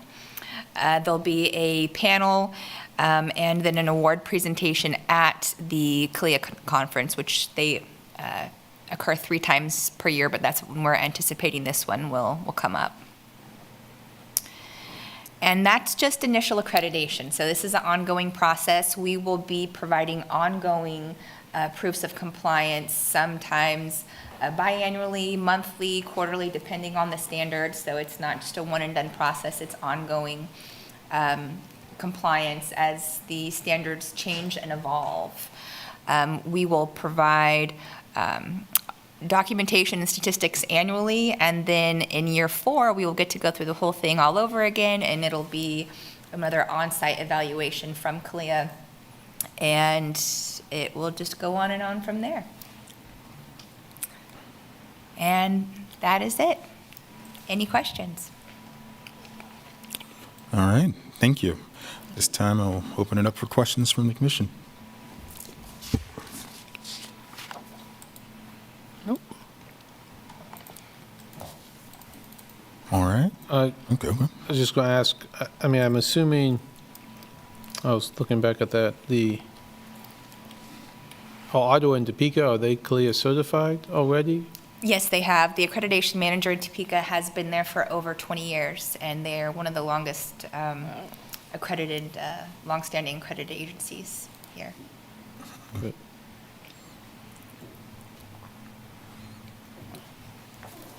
No questions? Okay. Any additional questions before I open it up for public comment? All right, not seeing anything, I'll open it up for public comment. Thank you, Brooke. Thank you.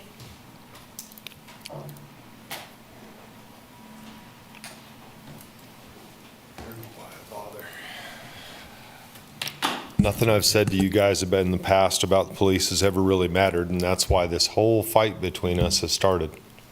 That's why you guys have to move public comment to the end of the meeting and shut down speech and do all the bullshit that you've done. And the Wicked Witch of the East over there, who doesn't even want to look this way, does her business to make it look okay. I brought in my own proofs. I brought you photos. I brought you videos of citizens being assaulted and abused. Your fucking chief exonerated it. You guys do nothing. You guys don't ask any questions. You don't do a damn thing about it.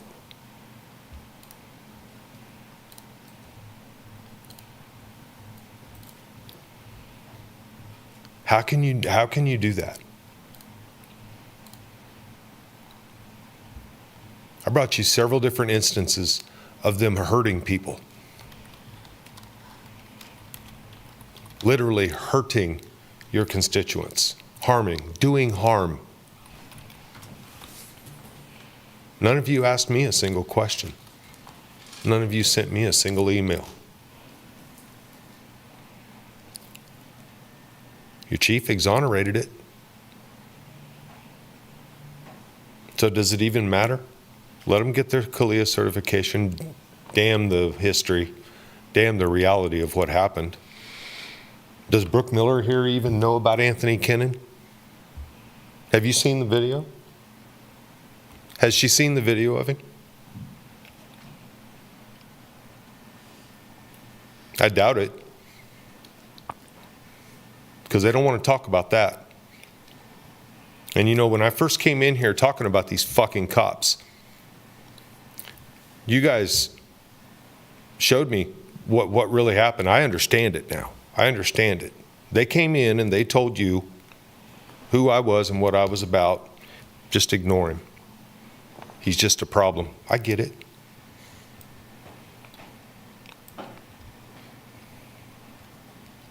You ain't seen shit for a problem, people.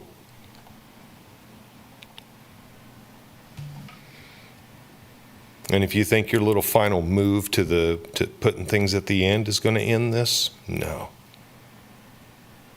No. You motherfuckers owe me some time. You motherfuckers, they owe Uncle Sam some time in prison for some of the shit that's happened that I've showed you. But instead of doing anything about that, you criminalize me and throw me out.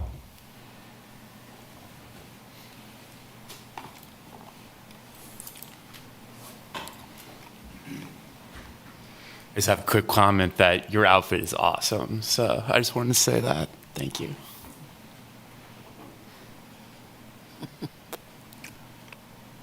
Looks like none left here in the room. Sherry online. Stephen Watts. Hi. Oh, CALIA certification. We've talked about this before.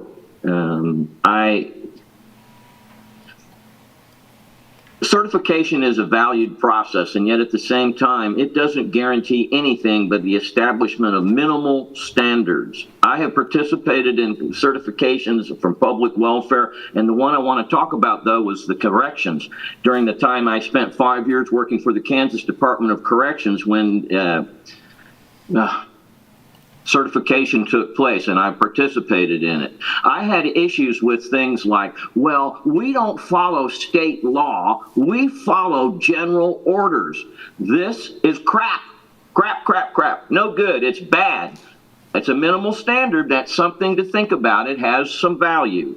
However, we have a police department who has a standard for use of force and the use of force report, which negates strikes below the head. They do not go into the report. They go into a secondary report, which is only looked at by a line level supervisor that forgives everything pretty much.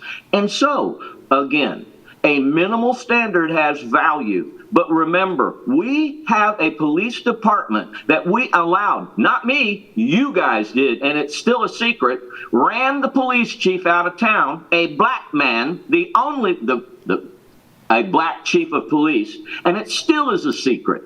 And they have a propensity to equivocate in what they state. Just like these minutes that Ms. Sellers is talking about, these will be sanitized just as police reports are done. Instead of saying, we beat him upside the head 5 million times and hit him in the groin and in the belly and blah, blah, blah, it'll be sufficient force was utilized to sustain the individual. Come on. Is this the kind of police department we want in our town? They're pretty good in many, many instances, but this use of force stuff, we need to start controlling it. Okay, thank you. Sherilyn Wells. I encountered a young man fairly recently that was a very slight build, and he did have a wristband on where he had been taken to the hospital. So at least part of what he was saying seemed to be the truth.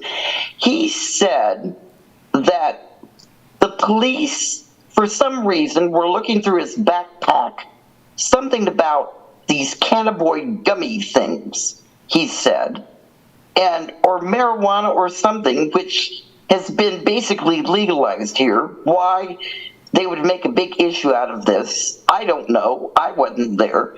But he told me, and this was like a very slightly built guy, that he was rammed up against a car and had a seizure, said he couldn't breathe, and had to be taken to the hospital, which I guess he was.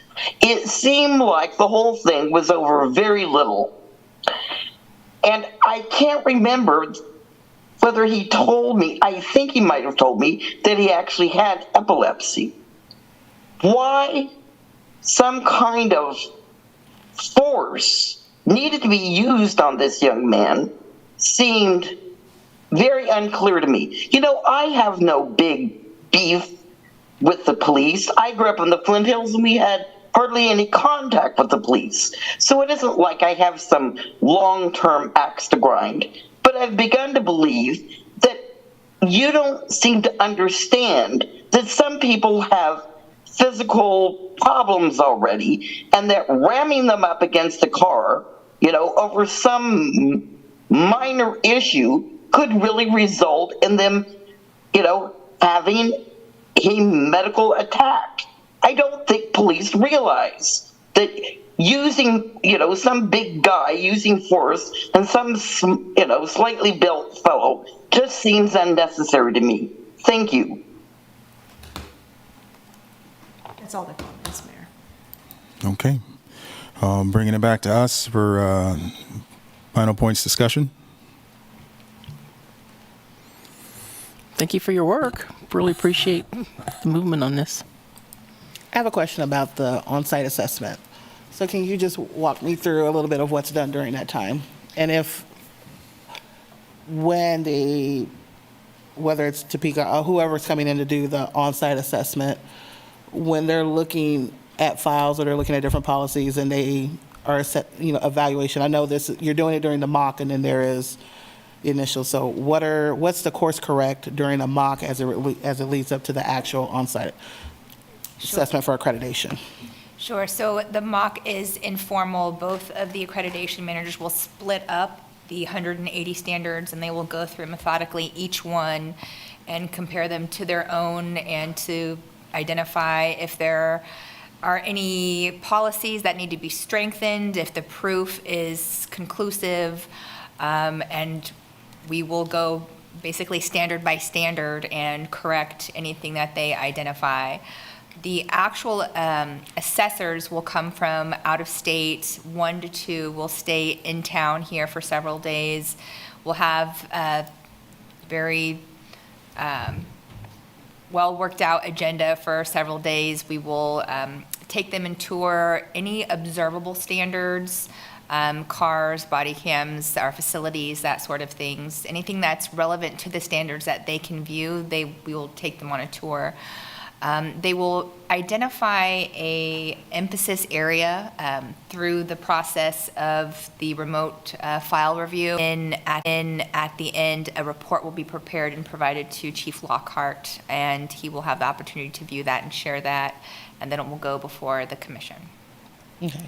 And so our focus areas, I assume, and I don't want to assume, that those are not shared ahead of time. Those are not shared until on site, or does the team give the department say we're going to focus on this when we're there, and when does that happen? When does that occur? It's supposed to happen in conjunction, kind of collaboratively with the assessor. So once they go through the files and they review our statistics, they look at just kind of the content and culture of our area, we'll work together to focus on those areas. So it's a collaborative process, but we will know ahead of time. Okay. And with this being a 3-year process? Or reaccreditation is every 3 years? 4 years. 4 years, okay. So, I imagine, again, not assuming, that as you go up for reaccreditation, gap analysis is reviewed, and if there's a pattern of during the last evaluation, we saw this, and we're still seeing this here, at what point is that flagged, elevated in the report? Is there somewhere in the report that will identify patterns where we see this is happening, we addressed it, it's coming back, it's still in there, but we're not seeing it operationalized? Any standard that we are not either in compliance with or we are struggling with, we will know immediately. It'll be a focused area for us. We will know ahead of time what our issues are, and I can't tell you what the report is going to look like 'cause I have not seen one. Okay. But Neither have I. It's a very collaborative process. They want us to succeed. They want us to be transparent. That's where the value in this process comes from, is this external accountability and transparency. Okay. And I imagine we do have access to the last accreditation report, or is this the first time? Okay. That'd be nice to have as a point of reference, since we're being informed on it. I would like to see where we were before, so I can continue to be well informed on what mark we're trying to reach. So, thank you. Thank you. And yes, your outfit is gorgeous this evening. Thank you. Nothing says local government like cats. It's about how you delivered it. I would add, thank you all for your presentation. I look forward to the next steps. Appreciate it. Anything further? All right. Thank you all. All right. Item G, City Manager's Report. Just 2 items. We were responsive to the request for a STAR program information, and we prepared a memo on that. And then your future items, agenda items report. Okay. Any questions? Yeah, I have some follow-up questions I'll share with Brett. I didn't see Brett on, so I had a point that I read through this and then I read it again. And I was like, maybe I didn't understand that with the STAR bond, but I can connect directly with her on that. So thank you. Mm-hmm. Okay. And this is a public comment item, so open to public comment. Not seeing any in the room. Sherry, any on Zoom? No, Mayor. Okay. Moving us on to item H, general public comment. The public is allowed to speak on issues or items that are not scheduled for discussion on the agenda. Comments should be limited to issues and items germane to the business of the governing body. The commission will not discuss or debate these items, nor will the commission make decisions on the items presented during this time. Members of the public will be limited to 3 minutes per comments. Pay attention, attorney. Acknowledgement of search and seizure policy. I'm reading from pages 9 and 10 of the village agreement for services that your city is funding. The village reserves the right to conduct searches to monitor compliances with rules concerning safety of guests, security of shelter and individual property, drugs and alcohol, and possession of other prohibited items. In addition to shelter common areas, the shelter may search guests, their sleeping areas, lockers, personal vehicles, if driven or parked on shelter property, and all other personal items such as bags, purses, briefcases, backpacks, lunch boxes, and other containers. In requesting the search, the shelter is by no means accusing anyone of theft. She's too busy to pay attention. I don't know what she's filtering through over there, but she needs to learn how to advise people to not get fucking sued for Fourth Amendment violations. There are no general or specific expectations of privacy at the Lawrence Community Shelter. And in general, people should assume what they do on the shelter premise is not private. And then down at the bottom, this is the real kicker to this, because this really gets into criminal deprivation of rights. A guest who refuses to submit to a search request from the shelter will face disciplinary action. It's no longer a fucking request if they will face disciplinary action. Now, this is quoted from the shelter agreement, or the village agreement, that apparently is pretty hard to get these days, but you know, things keep leaking out. That story that these assholes had in the Journal World, those pictures were out at the end of April. City staff brought you guys in an agenda item to literally suspend the codes instead of fixing these problems. Remember that, May 15th, when they brought you in that thing to suspend the fire code and the building code for 256 Michigan? Wonder why? This is why there, Austin. I wonder if he's going to report it this time. Because they didn't want to mention the fact that you guys suspended codes. Instead of doing the right thing, they brought you in here to suspend the codes to let them get away with it. Got caught. Going to get caught some more.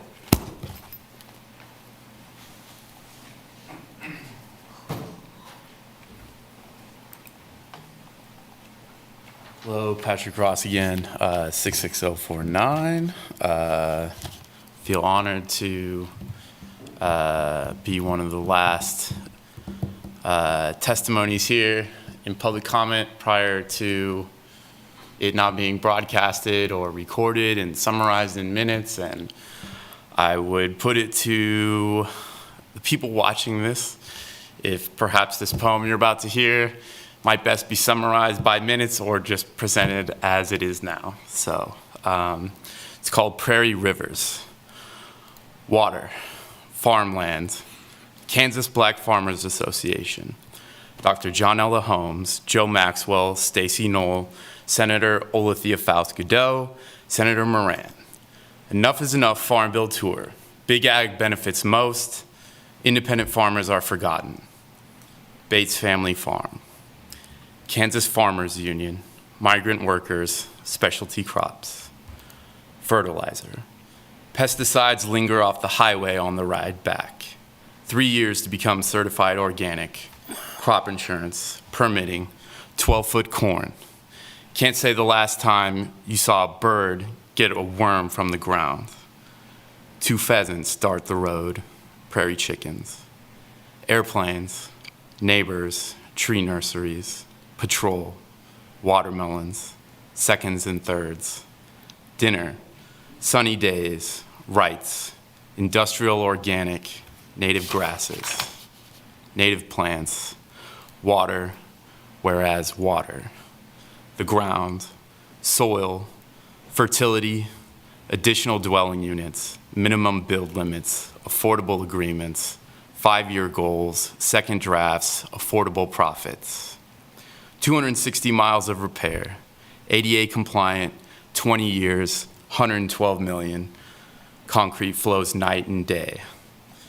City open, county space, plans, public hearings, pawpaw trees, Prairie Park, right side, left side, boardwalks, wetlands, whereas water, whereas water, whereas water.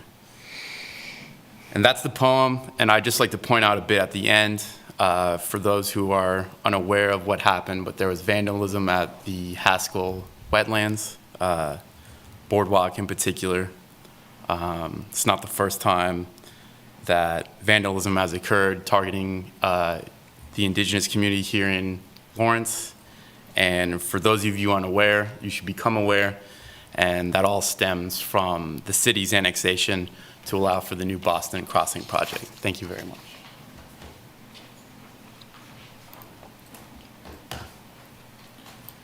Looks like there's no further public comment in the room. Sherry on Zoom. Sherilyn Wells.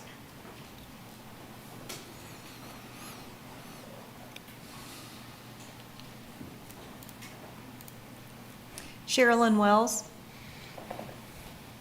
Well, I wanted to speak about this building over there. It's not only not a very, whatever kind of little community building it is, it's not only not very nice, it appears to me to be dangerous.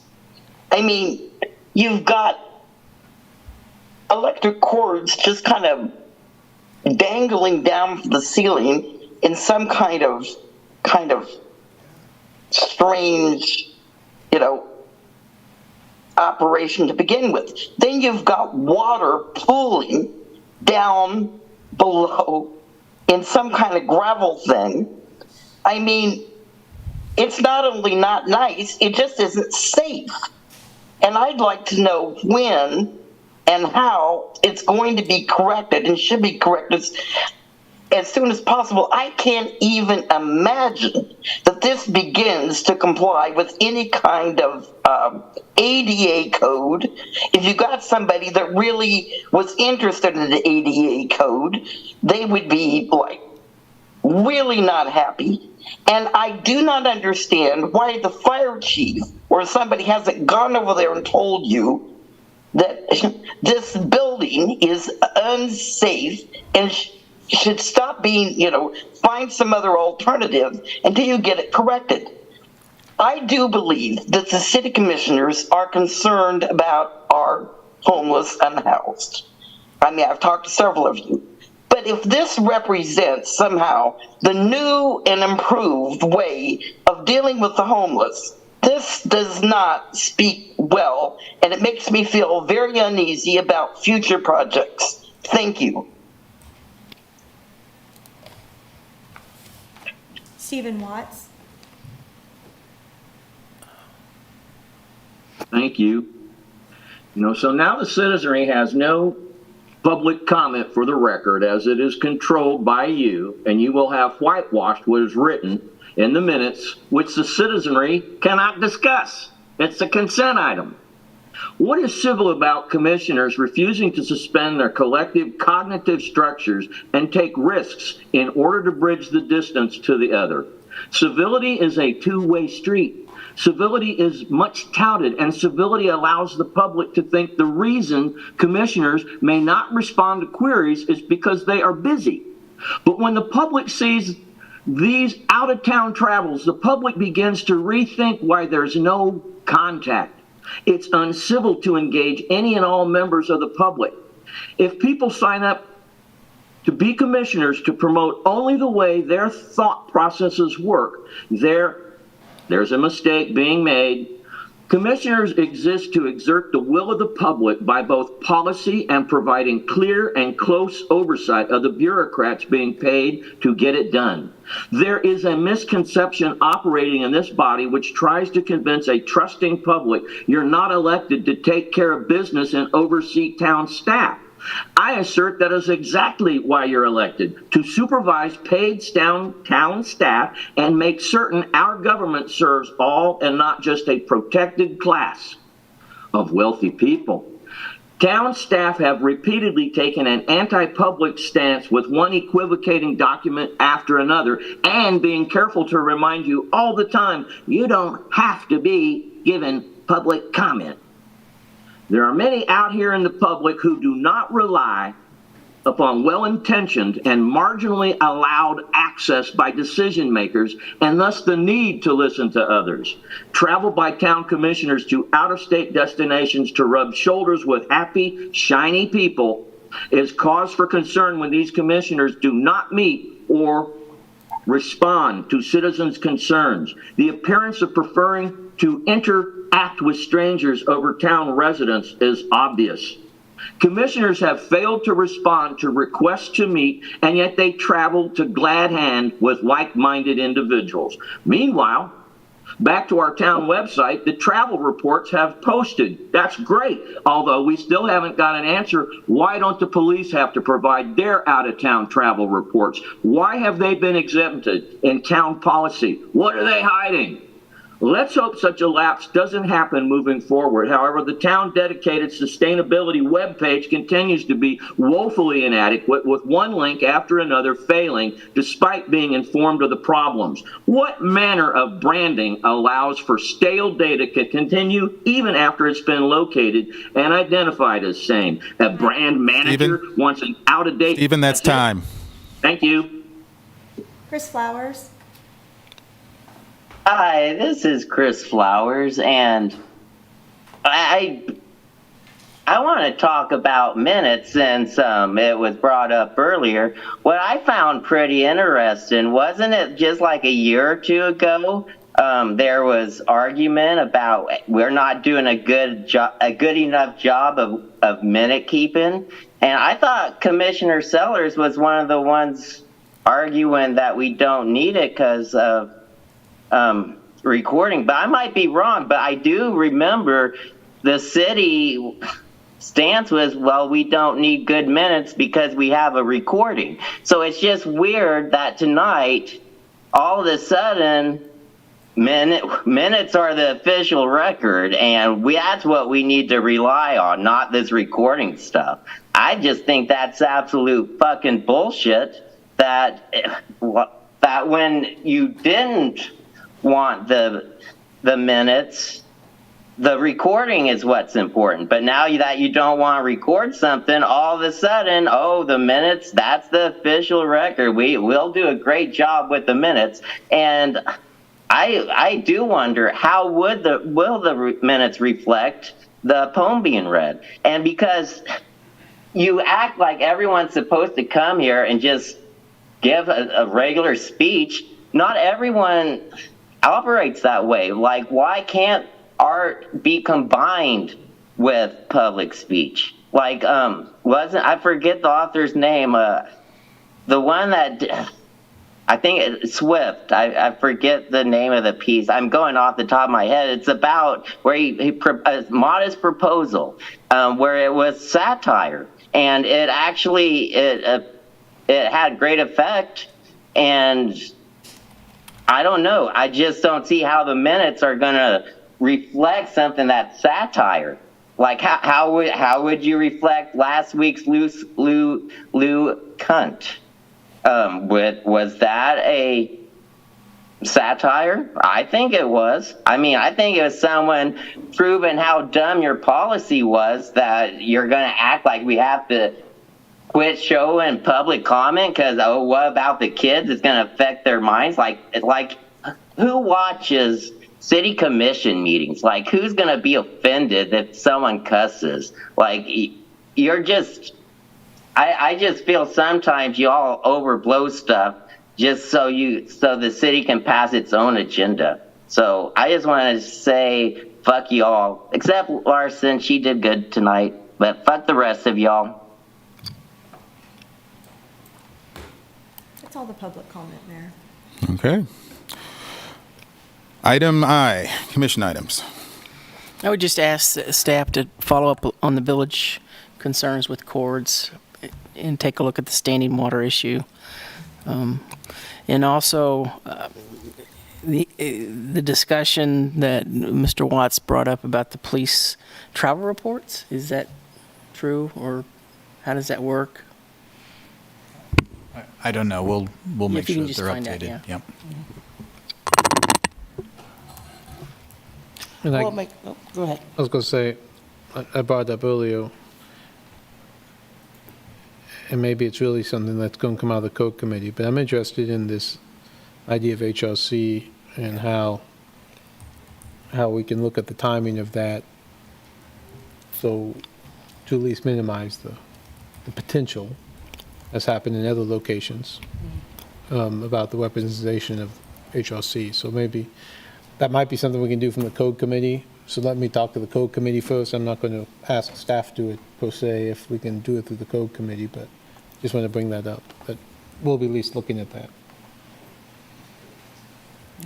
Wanted to offer a brief point of clarification for Mr. Flowers in regards to ongoing conversations we've had around, I think, public comment and minutes and whatnot. And so what I will say is that I've never, ever said that we refer on video. I'm raised in the field of parliamentary procedure, and I've always said that the minutes are the official records. I think the conversation that we had before was the difference between a transcript and minutes, and how do we reconcile that? I think on many occasions I've shared my willingness and our desire to see our commission function in a full parliamentary fashion. I know that several commissioners have shared, we need to wait till the outcome of form of government. We've seen other iterations and pushback around it, which is a little bit concerning to me, since a majority of municipalities follow parliamentary procedure, not necessarily to the extent of one being certified, but with a basic knowledge of it. I've shared and taught parliamentary procedure to organizations that I've been a part of, including my sorority on a local level, on a regional level.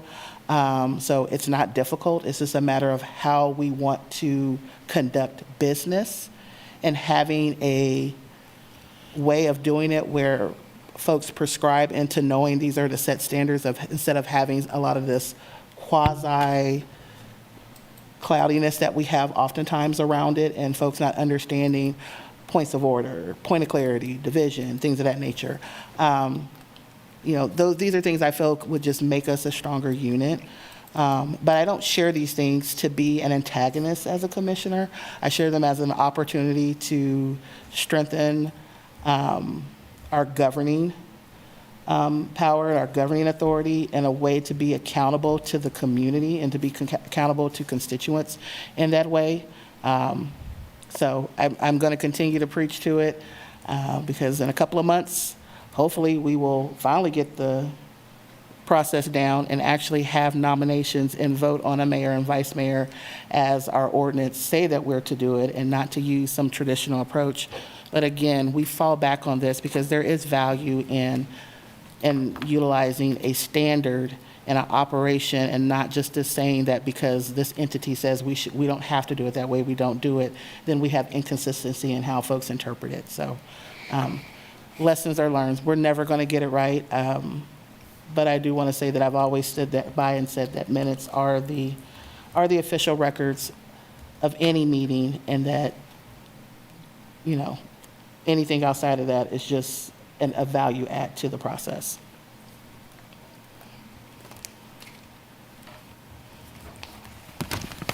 All right.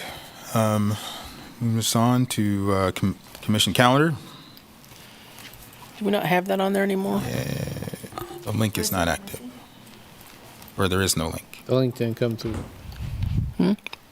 Link didn't come. Confirming we do have a meeting with the school board on Monday. I will get that updated. I'm sorry, the link's clearly did not work to the calendar. But yes, the meeting is still on, At the school board at yes. Yes, 5 o'clock. at the school board. They're running the meeting. Okay. All right. If there are no more comments on calendar, I would entertain a motion to adjourn. Move to adjourn. Second. I have a first and a second. All those in favor, please say aye. Aye. Aye. Aye. Approve 4 and 1 absent. Thank you all. Have a good evening. Have a good night, everyone.